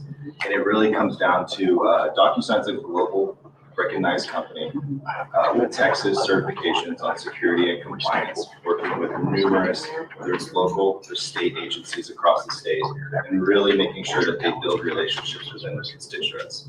So a lot of things I'm hearing today is, again, the relationships with your taxpayers, constituents within the district, and really make sure you guys are supporting them with your initiatives, but also internally with your tax agents and appraisers as well. So the business case you'll see in front of you is built on kind of 4 variables around turnaround time, getting documents quicker, expedited within not weeks, but days and hours, to productivity internally. So your team's productivity to be able to go through those tax seasons and make sure that they're recognized and supporting the taxpayers. Error rate reduction as well, that's a variable, and then also hard cost from paper. So that's the business case in front of you that those 4 variables take up. We estimate that those are going to impact not only you guys internally, again with your with your appraisers and your productivity, but really make sure that the taxpayers are seeing relevant, efficient experience working with you guys as well. So I'll pause there and take questions. Well, and I'll just add, I believe likely 90% of the people in this room have used DocuSign, whether it comes from a title company or a loan agreement or some other thing. There can be multiple DocuSign documents in one agent's, for instance, folder. And it's rather cost effective. Not to make you feel bad, but it's my understanding this is an excellent rate that we've achieved. But not finalized. No, that's why we're here. And that was the exciting part to me as the temporary custodian of the building is, that it's taxpayer friendly as far as costs. So we appreciate your efforts in getting us to this point, and we will leave it to the board from this point forward, unless they have other questions, of course. I have a question. So 155,000, is that a one-time expense? No.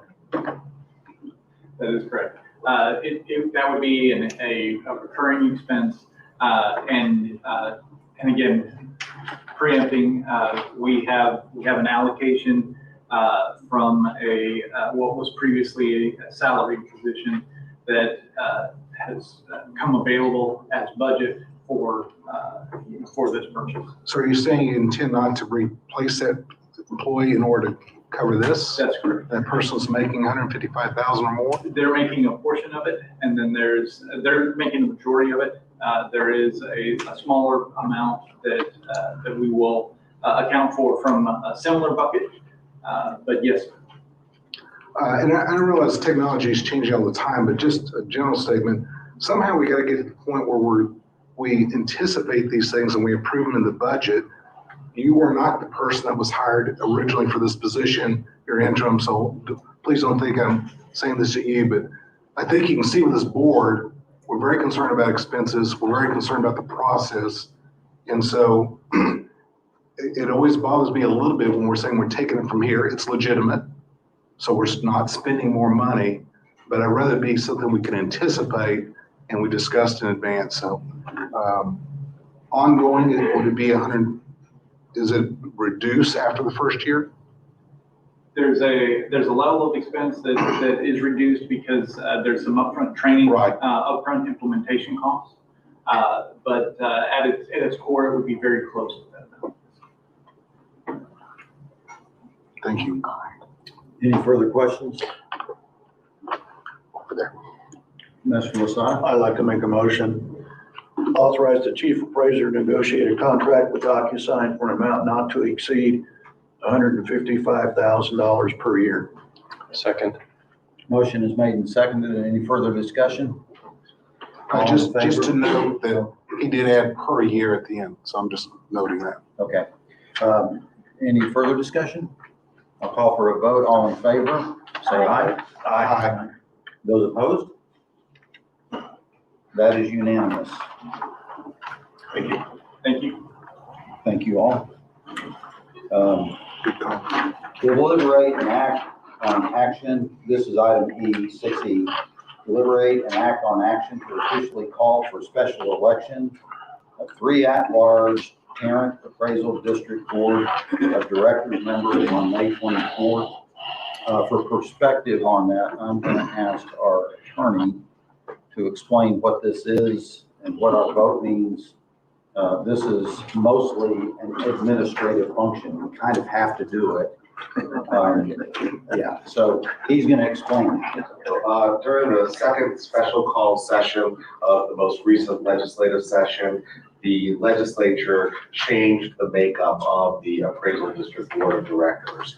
And what has historically been, at least in Tarrant County, a 5 voting member board plus the tax assessor collector who serves as an ex officio non-voting member is going to change in July 1st.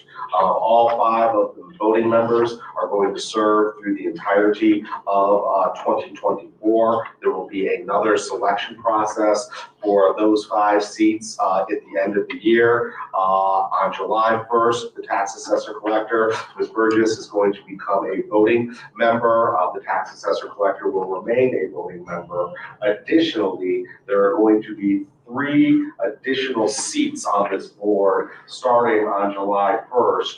Those 3 members will be elected at a county-wide election to be held on May 4th of 2024.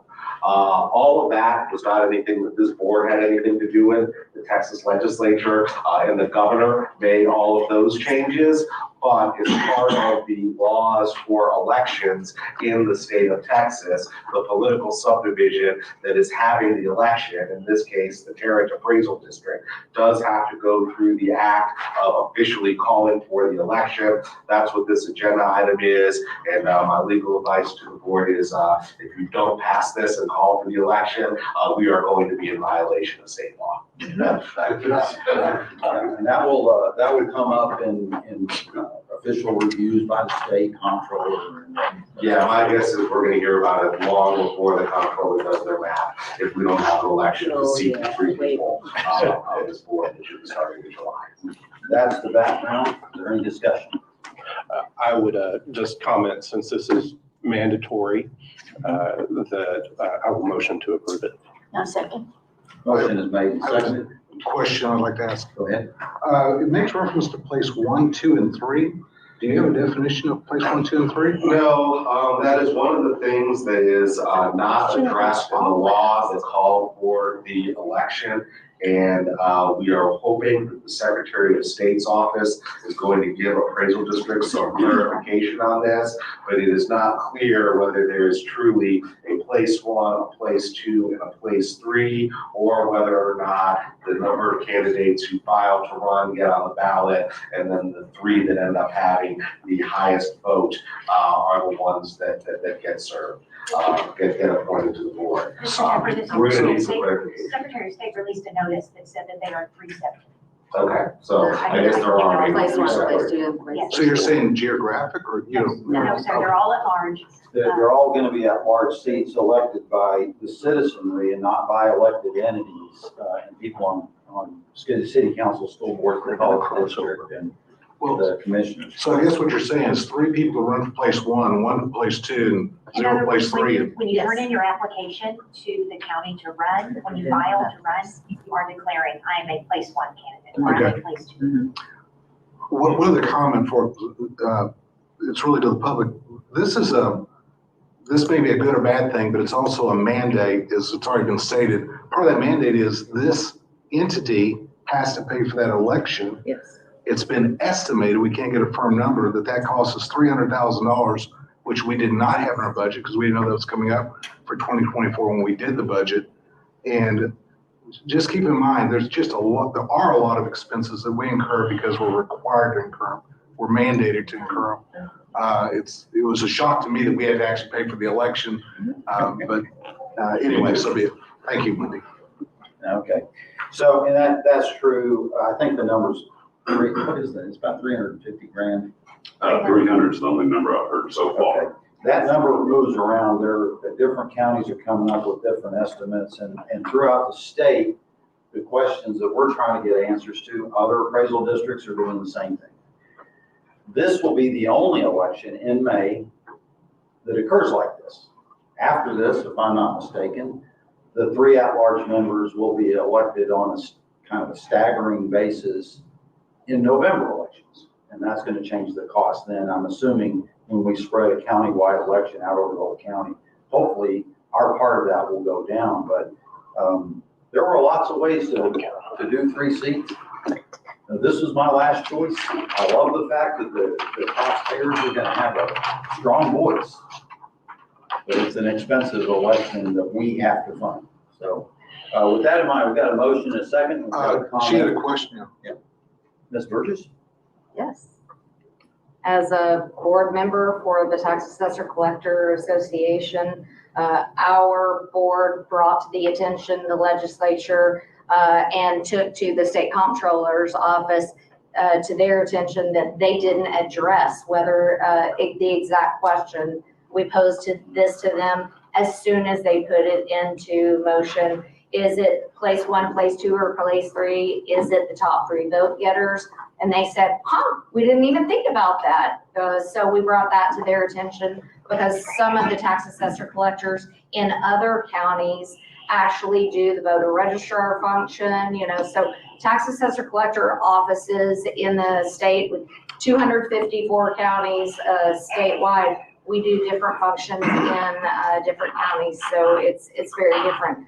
But we interact with state agencies and our legislators through the legislative process to make sure to get the best possible outcome for the citizens, because we're all advocates for the citizens on a regular basis. And these unfunded mandates that come down, we're required to do these by law. So in knowing that the comptroller finally made a decision, because that's just come down, here recently, because for a while they were undetermined in what was going to happen.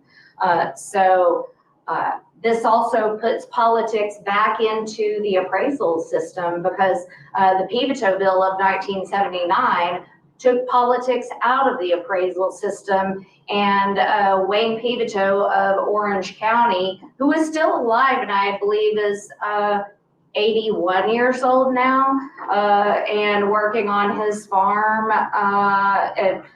If he were not here today, I would say he is rolling over in his grave, but he is alive and working on his farm. And he put the Pivot Bill before the legislature 5 times before it passed. And it created the central appraisal district system as we know it today. And before that, if you wanted to go and argue your value with the districts, you had to go to statewide over 2,200 different appraisal districts, because you had to argue it with all of the entities in your county to be able to, so Mr. Crouch, you would have to go to all of the entities to argue the values instead of one central appraisal district to argue the value for any of the homeowners. And so this central appraisal district brought it into one house under the Pivot bill. So it made it a centralized system because all of the entities have different values also. So we just brought politics back into the appraisal district system. And so I find it truly interesting, but very happy to know that the comptroller finally made up their mind. So that was my statement. One thing you said, Ms. Burgess, Representative Pivot passed in 2014. They had an article with him, so I am in my statement. He is rolling in his grave because I read an article about him and his farming. He went into the legislature to earn money to buy more land for his family farm. So he went into there, to earn the measly $600 a month that they earn to buy more land for his farm because he was in agriculture. So he went down there to serve his county to buy more farmland for his farm. Mr. Secretary, do we have a motion on, I can't Yes, we recall. do. We have a motion on the table. I waited to make my comments until after. No, it's good. I was allowed. Yeah, call the question, I'm sorry. I was allowed privilege. I, Discussion. So, I will say, I don't think politics has ever left appraisals. In my opinion, it changes forms, but it's continued. We had a motion. What was our motion? Who made the motion? To approve. Motion to approve, and we had a second from, Alan Blaylock made the motion, second by Pena. All in favor? Aye. All opposed? Motion passes unanimously. Item F, deliberate and act on possible revisions to the TAD Board of Directors Policy Manual. Question, are you still leaving the 10th? I've got a few minutes of flex. I'm trying to stay as long as I can. Because the policy manual affects everyone on the board, I would ask that we table this till the next meeting to be sure that everyone has a chance to read the comments. So I think it's an important thing and we need to look at it. So I'd ask for table. And I think is there a second? I'll second it. Okay, motion made and seconded. I support that because some of the information that we needed, there's some confusion about how it has been provided to us. So, motion made and seconded, table this item until the next meeting. All in favor? Aye. Aye. No. 4-1. Mr. Losada dissenting. Review and deliberate and actions on all contracts, billing agreements, verbal or written, in excess of $50,000. Mr. Losada, do you want to address that? If I understand, it's been pulled. When was it? Item F was pulled. Item F was pulled. One, Gina. Item G is on the contracts, $50,000. We have nothing in front of us. That's why I thought it was pulled. It's not pulled. It's, Well, we still have nothing in front of us, so there's not a whole lot we can do about it, other than that it is a policy that we have that I alluded to earlier in the meeting. Right. And I don't know, because I haven't been on the board the last 2 years, what contracts have been or not been. Oh, you're asking for a review of all. Okay. Yes, sir. Oh, sorry. okay, so for the chief appraiser, what the item G needs is a listing of all of the items. You know what, Mr. Losada, you and I talked earlier in the week about this, right? It's not pulled. The reason it's here is so that we don't forget about it. So the appropriate action on this, and it is an important item. I know you and I worked years ago to get this done. And I think it's a very important thing to keep track of. Our future, almost 2 weeks away, chief appraiser sitting in the back. And this is something he needs to make a note on because of the history that we have. So at the next meeting, I would suggest a motion to table until the next meeting. So point of clarification on this, is this for the last 12 months or the last century? I mean, So, It's ongoing all the time. no. But I think he's asking to actually review, that's what I'm getting clear. Actual contracts, I guess you're saying. I need a clarity of what this is for. Okay, so I'd like to review the history real quickly. Sure, not the history, I just want to know what he's, I'm sorry. It'll explain it, and that does need to be explained in this meeting, so go ahead. if you would, Mr. Wilson. No, we don't get involved in reviewing every contract. What we do is have the staff present to us anything in excess of $50,000 in any particular budget year.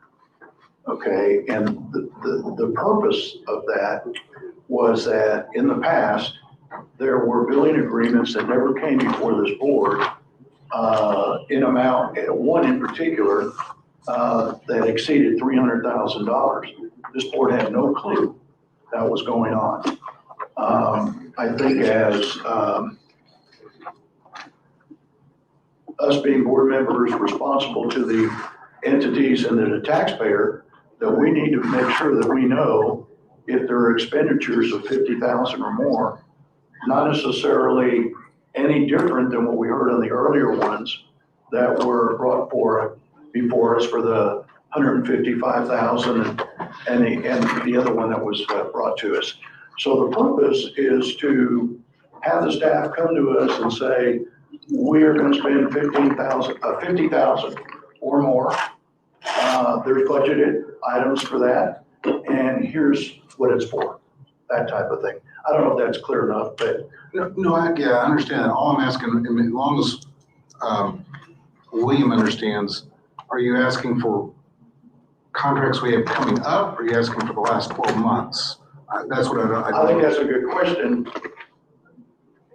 It's probably an unfair question for Mr. Durham right now because he's probably not aware of what happened prior to him coming on as an interim. So in this case, to answer your question, I think we've got a catch-up period for 2023 and then going forward with 2024. So you want a review of the 2023 contracts that exceeded $50,000? Correct, or billing agreements. So do you understand what he's asking? I do. I would like one more point of clarification. Let's say that the board approved something in 2017, and it's been ongoing. Are you wanting us to go back and find that contract that is in effect in 2023 or new contracts that took place in 2023? That's a good question. I think the intent was that if they're rolling over and they're in excess of $50,000, we need to know what they are. And it could easily be stated, because that came up before, it easily could be stated that we approved a contract in 2017. We don't go back to 2017, but it was anticipated it was going to be in excess of 50,000 going forward. So I don't think it would make sense for, it'd be a tough task for all of us to do that. So I'm just saying, there are some ongoing contracts. That's why I was so emphatic about putting a term on these other items that we had on the agenda. So if they exceed this amount, staff's got to come back to us and tell us why. And then it also allows us to roll forward on that. So to answer your question, no, I don't think we go back, but that there's something in the budget in excess of 50,000. Because back in 2017, we don't know what was approved. If that makes any sense. Me neither. Okay, well, I get it. Maybe I'll suggest that we got a motion to table. Yes. Second already. Okay, I'm going to suggest, Mr. Lasada, you get with Mr. Durham over the next however many weeks until the next meeting and clarify based on your history with the subject, which I share a lot of it, but if you would coordinate that with him and make sure that the answers that you provided are there, and I'm sure he'll be able to do that. And in the middle of that, we're going to have a new chief appraiser, so maybe there'll be some collaboration between the two of them to get that done. With that in mind, we've got, it's 5 minutes after 10, and I know Mr. Boylock has a hard stop that he's working on. I'd like to get the executive session started, so I'm going to ask. I only have a motion. I don't have a. We didn't vote. We didn't vote. All in favor of tabling, item She's looking for a second too. Yeah. Okay, who made the motion? Mr. Puente. Mr. Puente made the motion to table. We had discussion. We should have got a second first. Right. We didn't. Well, let's do that now.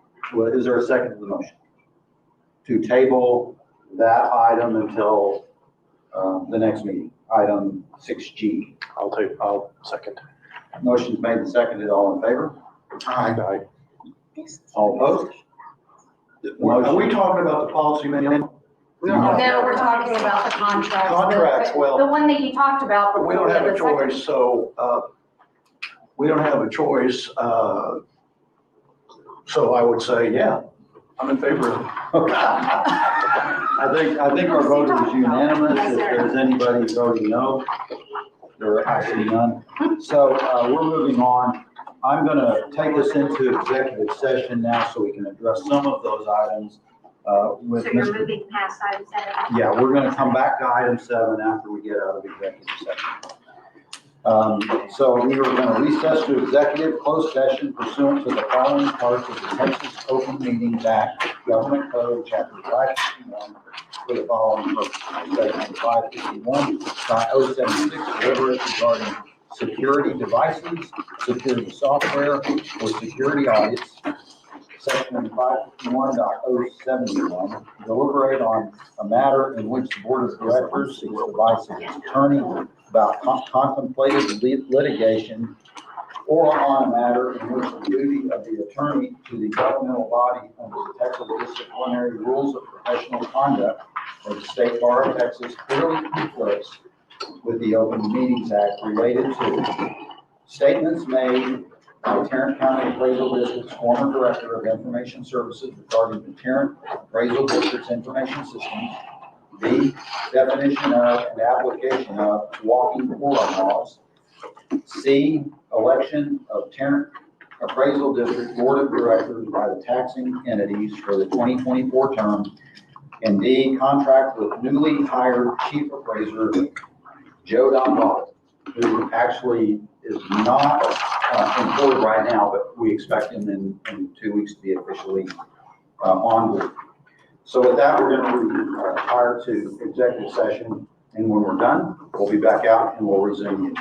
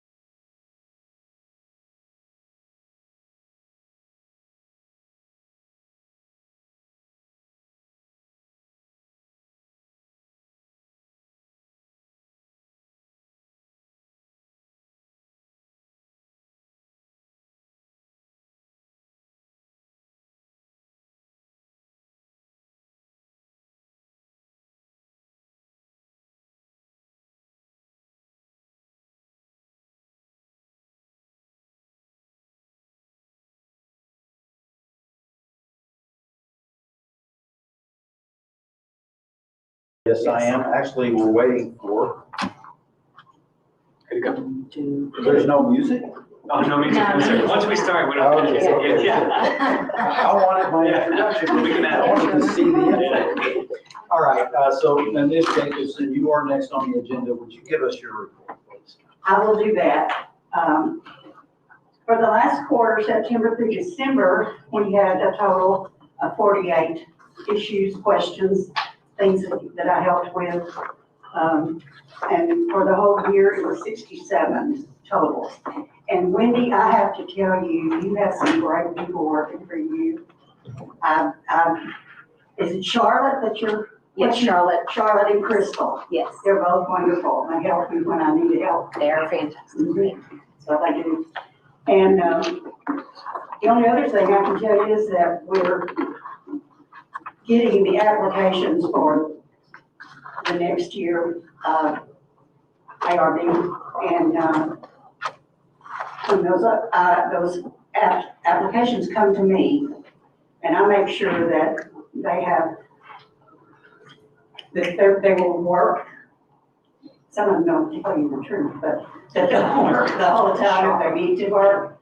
And it works out fine, and then I make sure that their taxes are paid before we will put them in as a member of the ARB.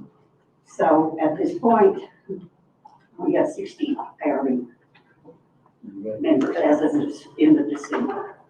What's your target? How many? Well, when I was checking at 85, I don't know. That's what I was I wondering. think this is probably, this 60 is about the highest it's been in the last year or so. And I think that's working pretty good. I think you're authorized up to 85. Yeah. Okay, very good. Any questions? Thank you for your service. I do. I have 140 because it's related to the board policy manual. In the event that you receive these complaints, who would notify these complaints as to the results? Would it be you or this board? Complaints come to the board. Sometimes, most of the time, you head them off, okay? Well, and sometimes I get them from the board. Right. Who responds to those? To the person To the person that complained? I Yes. do. Okay, that's all I want to know. Yeah. I want to get that clear in the policy manual. Okay, Okay. Okay, thank y'all. thanks. Next, we have the report by the chief appraiser. Okay. I would like to, Delegate? yes, I'm gonna get to him in a minute. I would like to thank the people that were willing to serve again from last year's board, and that's you, Mr. Quinte, Mr. Diot, and of course, Ms. Burgess. You're kind of a captive audience, but you are back, so thank you as well. I certainly want to welcome Mr. Lasada back from a multi-year break, but as a new member, welcome. Of course, I would say the same to Ms. Pena and Mr. Blaylock, who's not here right now, but welcome. And I want you all to know that there are a lot of good people that work here. And can a bad apple cause an issue in a barrel? Sure. But there are a lot of really good people here. And I hope that you find that to be true as you get to work with us in the system. This is my last meeting as the interim chief appraiser. We have our future chief appraiser in the building, Mr. Joe Don Bobbitt. And I want to, he is again from McLennan County, which is Waco. He has chief appraiser experience. And I do want to, if he has anything to say to the public and to this board, to please take the stand and share with us your thoughts. Good afternoon. I want to appreciate everybody letting me come back or choosing me, this board. I want to, congratulations to y'all being reappointed to the board. I do hear y'all's concerns. I've heard the public's concerns. I want y'all to know we will be working on this to address all these issues. we'll have to triage some of these need to be addressed a little quicker than some of the others. But we do have a good staff. Mr. Durham has done an outstanding job as interim director of Chief Appraiser. The staff, it's obvious from the staff, they really respect him. And I believe you all do too. And so he's done an outstanding job, and I can't thank him enough for that. I think he's done a lot to set me up for success. The directors, they seem excited and eager to improve the district and move forward. I met with them at length Wednesday, and I'll be back again in the next month or so. But they have a lot of ideas on what needs to be improved, so I want to work on what they want to work on first, because they know, they know the nuts and bolts, and they know where all the skeletons lie and what we can improve on. So I think we'll have a good plan come February 1st or 12th, next time we meet. And so at that point, there will be probably several things that we come and ask y'all for that will cost more money. I don't like spending money. I'm fairly conservative when it comes fiscally, but I think we have a history of kind of not spending enough money in security issues and some other issues, and so we're going to have to play catch up. So like the CAMA system has been pretty big on a lot of entities' concerns as far as the lack thereof or issues that it has. A lot of those are extremely expensive. And so we'll bring some of those to y'all, some of the pros and cons. But I think overall we're set for success, and I'm looking forward to it. I'm excited to be here. Thank you. Welcome. That concludes my report. Mr. Diop, would this be an appropriate time for me to pontificate about Mr. Durham? You know what? I'm a lot of privilege. Thank you. And I will extend this to any board member who would like to make some comments about the wonderful job. Well, you just took all my thunder, but one of the things that I've known Mr. Durham for quite a while, and he has always been a man of integrity. He is a man that does what he says he's going to do. And if he doesn't do it, he'll go back and fix it. And I, through my contacts at TAD, have heard nothing but good things about this culture shift that I've been crying about for 2 years, and 2 years prior to that while I was on the board. And I want to thank you, William, for beginning that culture shift, because when you're running a relay race, you're only as good as the handoff. And you're handing this off to Mr. Bobbitt, which is wonderful, with a whole new, fresh way of looking at things. That doesn't mean everything's fixed, but it's an attitude thing. And we've got a lot of good employees at TAD, and I want them to be tapped by Mr. Bobbitt, like you tapped as many as you could. But on the other side of the coin, we have to be mindful that cleanup still needs to be done. Thank you for beginning the process. Thank you for accepting. You know, I would have never accepted this. No, I was on, but no. But thank you very much. That's all I had to say. Thank you. And I'll just follow up a little bit with that Mr. Durham has worked in the legal department. He says he was siloed there. It's kind of insulated from a lot of things that go on there. How many lawsuits did you handle? 8 or 9, 10,000? 12 years as the litigation manager. I had 9,000 ad valorem lawsuits go through my hands. Okay, so he's been dealing with lawyers, and everybody likes him. That's about all I have to say. I want to congratulate him for a great career. I thank him for stepping up and wearing the duty that TAD needed in this time extremely well. Well, as my friend pointed out, it might be in the 90s, but we bet 90%, but we better not say 100%. Yeah. All right, Mr. Durham, for all the board, thank you for your service. You've done a great job. You stepped in when we needed you, and I appreciate that very much. Thank you, sir. And not to be missed, but just letting you know that I appreciate greatly you've taken us to one of the toughest, well, I wasn't here 9 months ago, but one of the toughest transitions that someone could. You were interim, and then you had to bring in all these other interims, is because we either fired them or they left. And just an amazing job you did. And there's no words to put value to how much value you brought to this organization. And no one's indispensable, but I don't know how we could have made it without you. And God bless you, sir. Thank you. Appreciate you. Anyone else?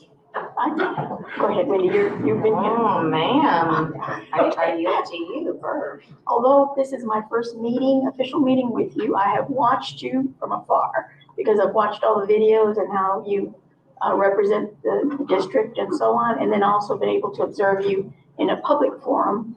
And you have truly, truly impressed me. My first question to one of the board members was, why didn't you hire him? Because he wouldn't accept. I know, and I found out the reasons. And so it's sad for me that you're going, and no offense, Mr. Bobbitt. It's just, I really, really would have liked to have worked longer with you. But I appreciate all the time and effort you've given to the district as a taxpayer as well. So I appreciate all the work that you've done. Well, thank you so much. Very kind.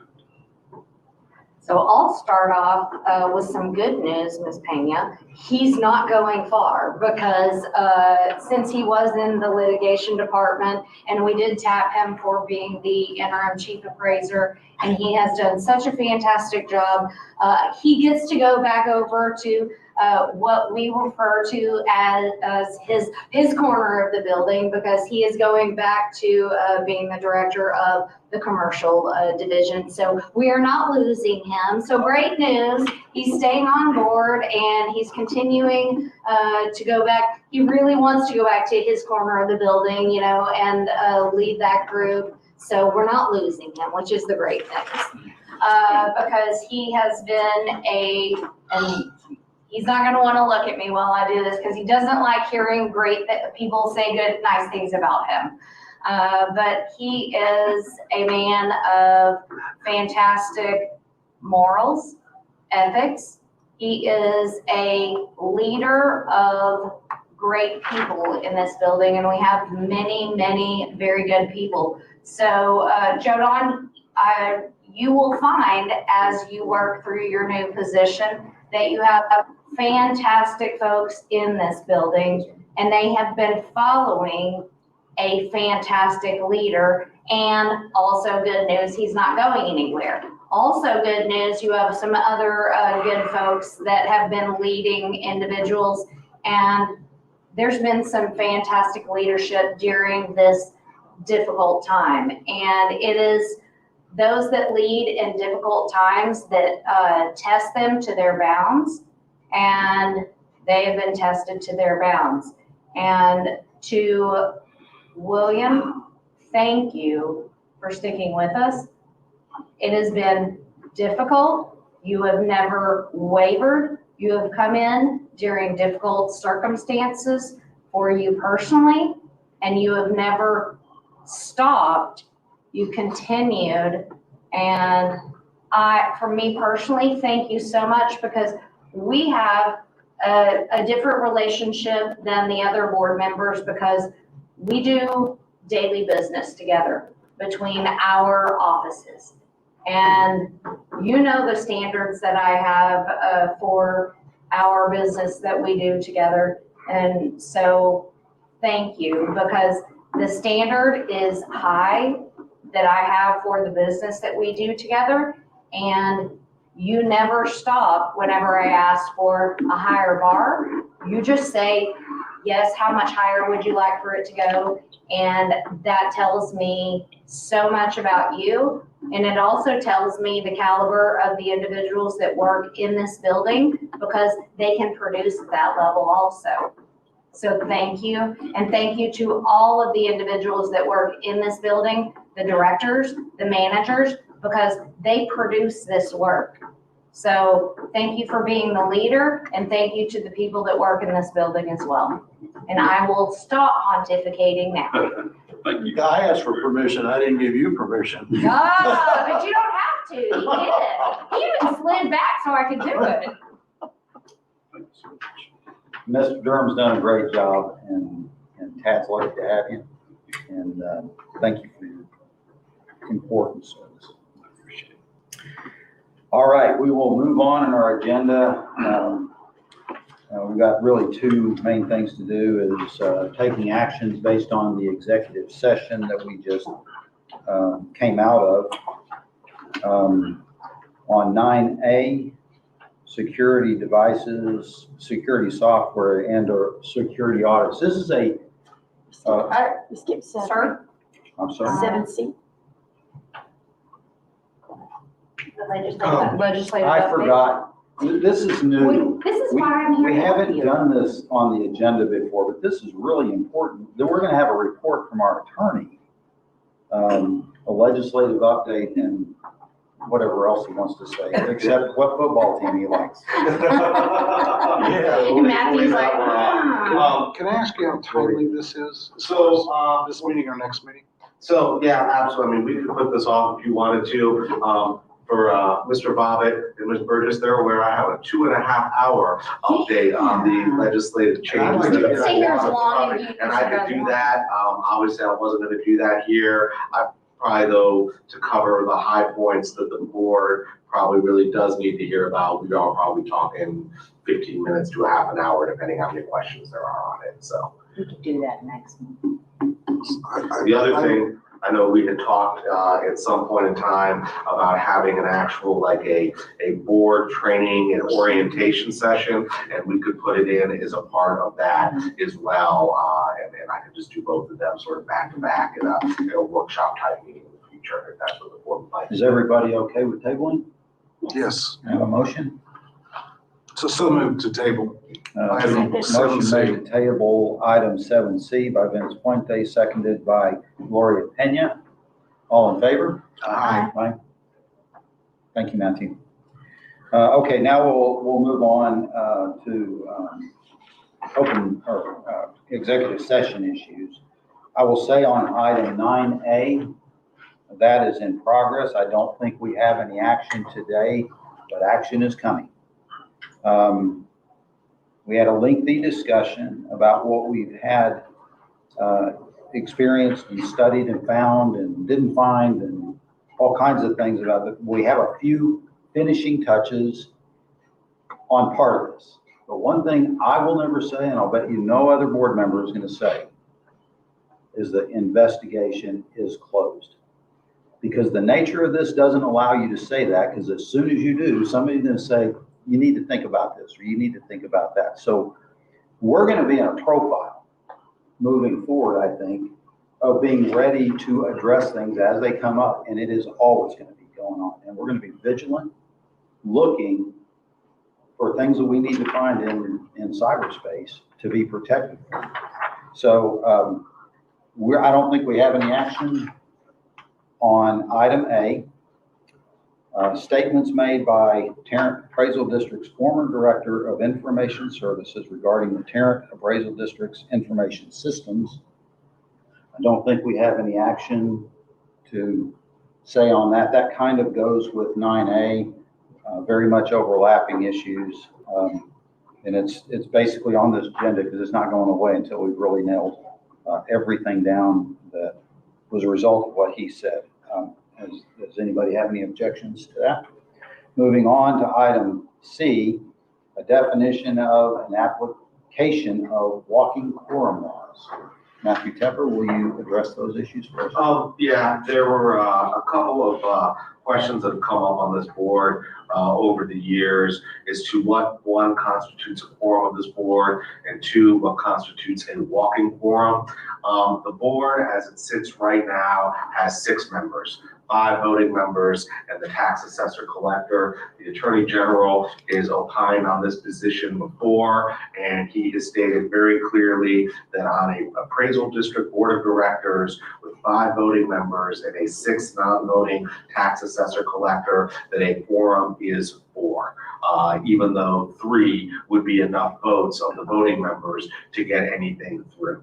The other part is in 2019, the Texas Court of Criminal Appeals determined that the then existing walking quorum rules that existed in the Open Meetings Act were unconstitutional. The legislature came back and amended the walking quorum rules to try to fit within what the Texas Court of Criminal Appeals thought was constitutional. The rules as they exist right now are that if a group of less than a quorum of this board meets, but then there are a series of communications where each individual communication within the series involves less than a quorum. But when you look at the entire series, it gets to a quorum or more, that any member who participates in that with knowledge that if there are more than a quorum of the members that are participating in that series of discussion has violated the walking forum rules. But as long as you have either less than a quorum that is meeting and there are not a series of communications that involve more than a quorum, at that point in time, you have not violated the walking forum rules. Thank you. I'm going to point out that I asked for an official opinion from our attorney 4 years ago next month. Thank you for delivering that opinion today. And the attorney then was not Matthew Tepper. Okay, I'll get it. That helps. No, I'm sometimes not as timely as I need to be, but I do try to respond quicker than 4 years. Very much so. It had to go to the Attorney General myself to get some of those answers for my own functioning, but I'm glad to have that finally today. I just thought of that while you were delivering the comments. Item 9D is the election of Tarrant Appraisal District Board of Directors by the taxing entities for the 2024 term. We got some. Mr. Chairman, so I'll be making a motion regarding what's being handed out. Okay, very good.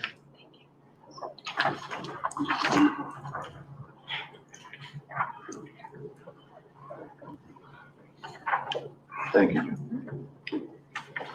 Thank you very much. We'll make your motion, Chairman. If you'll make your motion and get seconded, then we'll have discussion. All right.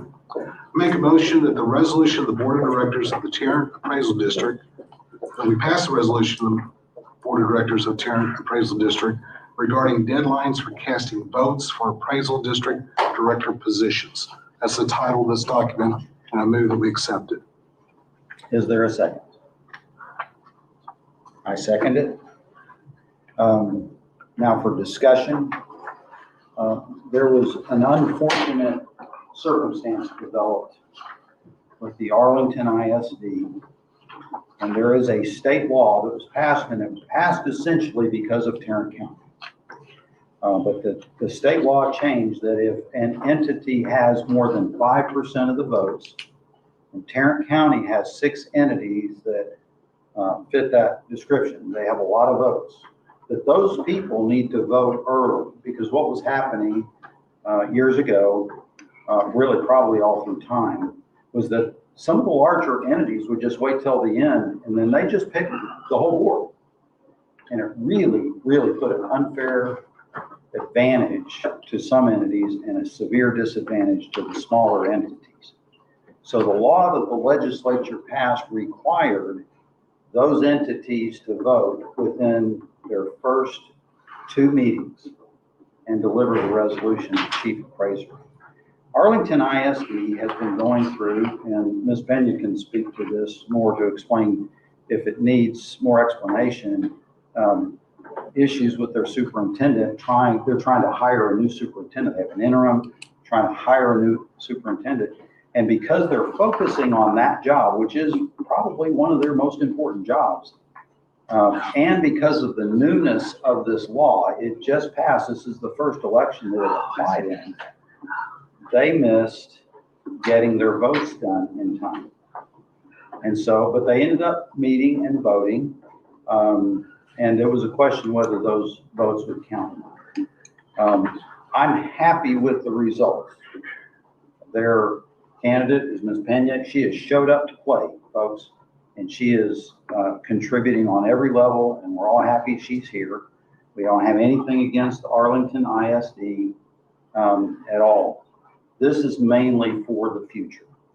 Mr. Chairman, to clarify, they gave votes to all the members. Yes, they did. Yes, they did. They did what? They gave votes to all the members. Mm-hmm. Yes. Yeah, they gave votes to all the members, and that we're all thankful for that too. So this is really just about addressing what might be viewed as a precedent. The larger entities have got to follow the rules.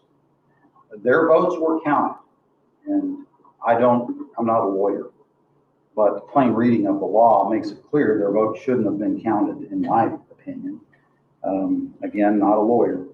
But it's really plain, and if the law means anything, if an entity can just do what they want and get their votes counted anyway, it's not really doing the good that it's supposed to do. So I agree with this resolution. The resolution just looks forward. We're not looking back. We're not condemning anybody. This is brand new, and I understand accidents happen like that. But we need to speak to it, in my opinion, just to make a statement that the law is going to apply in the future. And it didn't matter this time because the results of the election would be the same. Mr. Puente. So to repeat part of what you said, this is absolutely has nothing, actually has, in a sense, has nothing to do with Arlington ISD. It only has a sense that we want to make a statement as a board going forward that we've got a deadline according to state law, and we're going to honor that deadline. Also, it's not the responsibility of this board of directors to whether or not a vote is accepted. It's the responsibility of the chief appraiser. He seeked legal counsel. That legal counsel said, yes, accept them. And we don't agree with that particular legal counsel in this case. So he did what he absolutely was supposed to do and followed that to the rule, and we support him in that. This is only about, we want to make a statement for future elections that there's a deadline for those votes and they've got to be adhered to. And issue certainly can. Now, we're saying that applies to the votes. I just thought of this as we were discussing this. Arlington ISD also nominated me, but they did it in the timeline. So Yes. my nomination is not a question. And the fact that Arlington ISD has those votes is not in question. It's in the timeliness of submitting. So as they stated, either way, even if those votes are not counted for any of us, we all still would have been placed on the board. Yes. That's right. Thank you. Is there any other discussion? Motion is made and seconded. I'll call for a vote.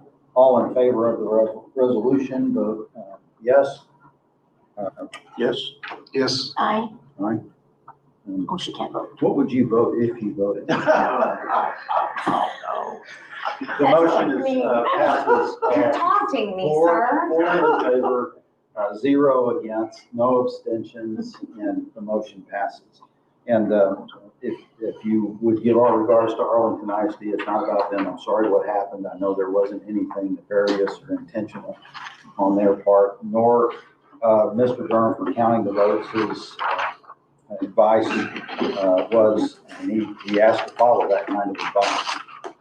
I will say the board has another opinion from our attorney, which is contrary to that first opinion.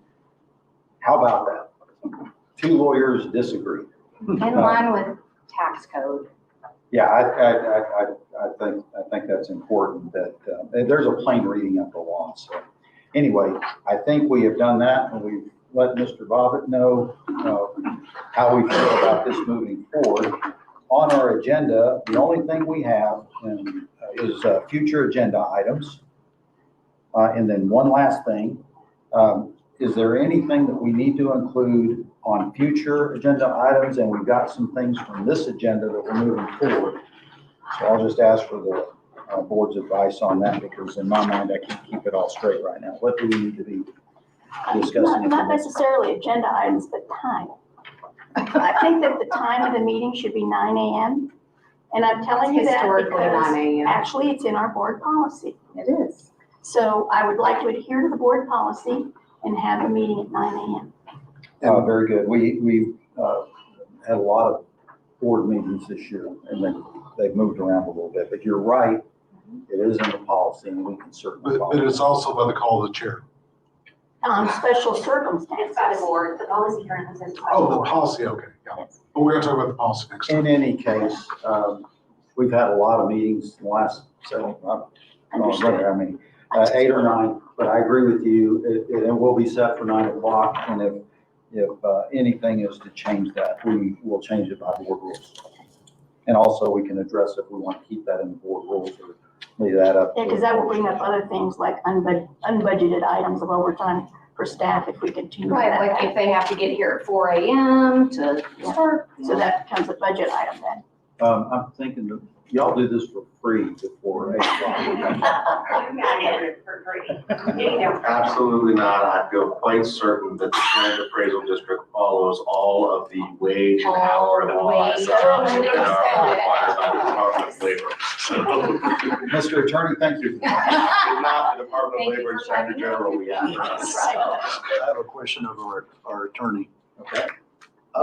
Mr. Tepper, is there any difficulty or anything that would, any law we would be violating if a board member could not be in attendance to have that person participate remotely? Now, the rule on that is, and there were some different rules that were in place during COVID, but those have all been repealed and we're back to the regular Open Meetings Act laws now, that as long as there is a quorum of the board that is physically present in this room, additional members can appear by telephone or video conferencing. Okay, the reason I ask that question is I will miss the next board meeting and I want to. Where will you be? I'm not telling you. Cancun. No, it's wet, but Oh, he outed I will be canoeing with the whales. I do that every Sounds like year. a lot of fun. But the reason why I'm notifying the board is to prepare, so the staff can prepare to do whatever it takes to have that meeting remotely accessed. And that's why I'm bringing it up. Very good. Are we gonna have you on the big screen? I'm sorry? Are we gonna have you on the big screen? In the canoe? He'll probably be on a laptop right there. I'll put you wherever, you can put me wherever you want. You can put me on the seats, I don't care. Oh, well, I'll let the staff decide where, and the chair, as to we do it video or phone. Or whatever our capabilities are. Um, We haven't done it before. The question I would have. For individual members. Mr. Chair, the way I've seen that done is a laptop is literally set up in their place and set up so that they can hear and we can hear Let's them. leave it up to protect Yeah, people. phone's easiest, we can knock that out really simple. Because that way, I guess executive session could also just do it by phone on there. Yes, sir. And just transfer it over. Okay, Mr. Chair, I have been looking through and we really have tabled a lot here. And rather than go through and try to reiterate everything on the entire agenda for that, I would ask that the things that we called for to be tabled here, and I think Julie probably has a good list of that, that be the starting point. My policy has been, if anybody wants anything on the agenda, we'll add it. But I'm asking that everybody be careful not to put stupid things on the agenda if we want. So, Mr. Chair, I will hand the gavel to you for adjournment. Give me the gavel. Does anybody have a gavel? I'm sorry, so to speak. So to speak, well, so to speak, I adjourn this meeting. Okay. That's to the point. We gotta get to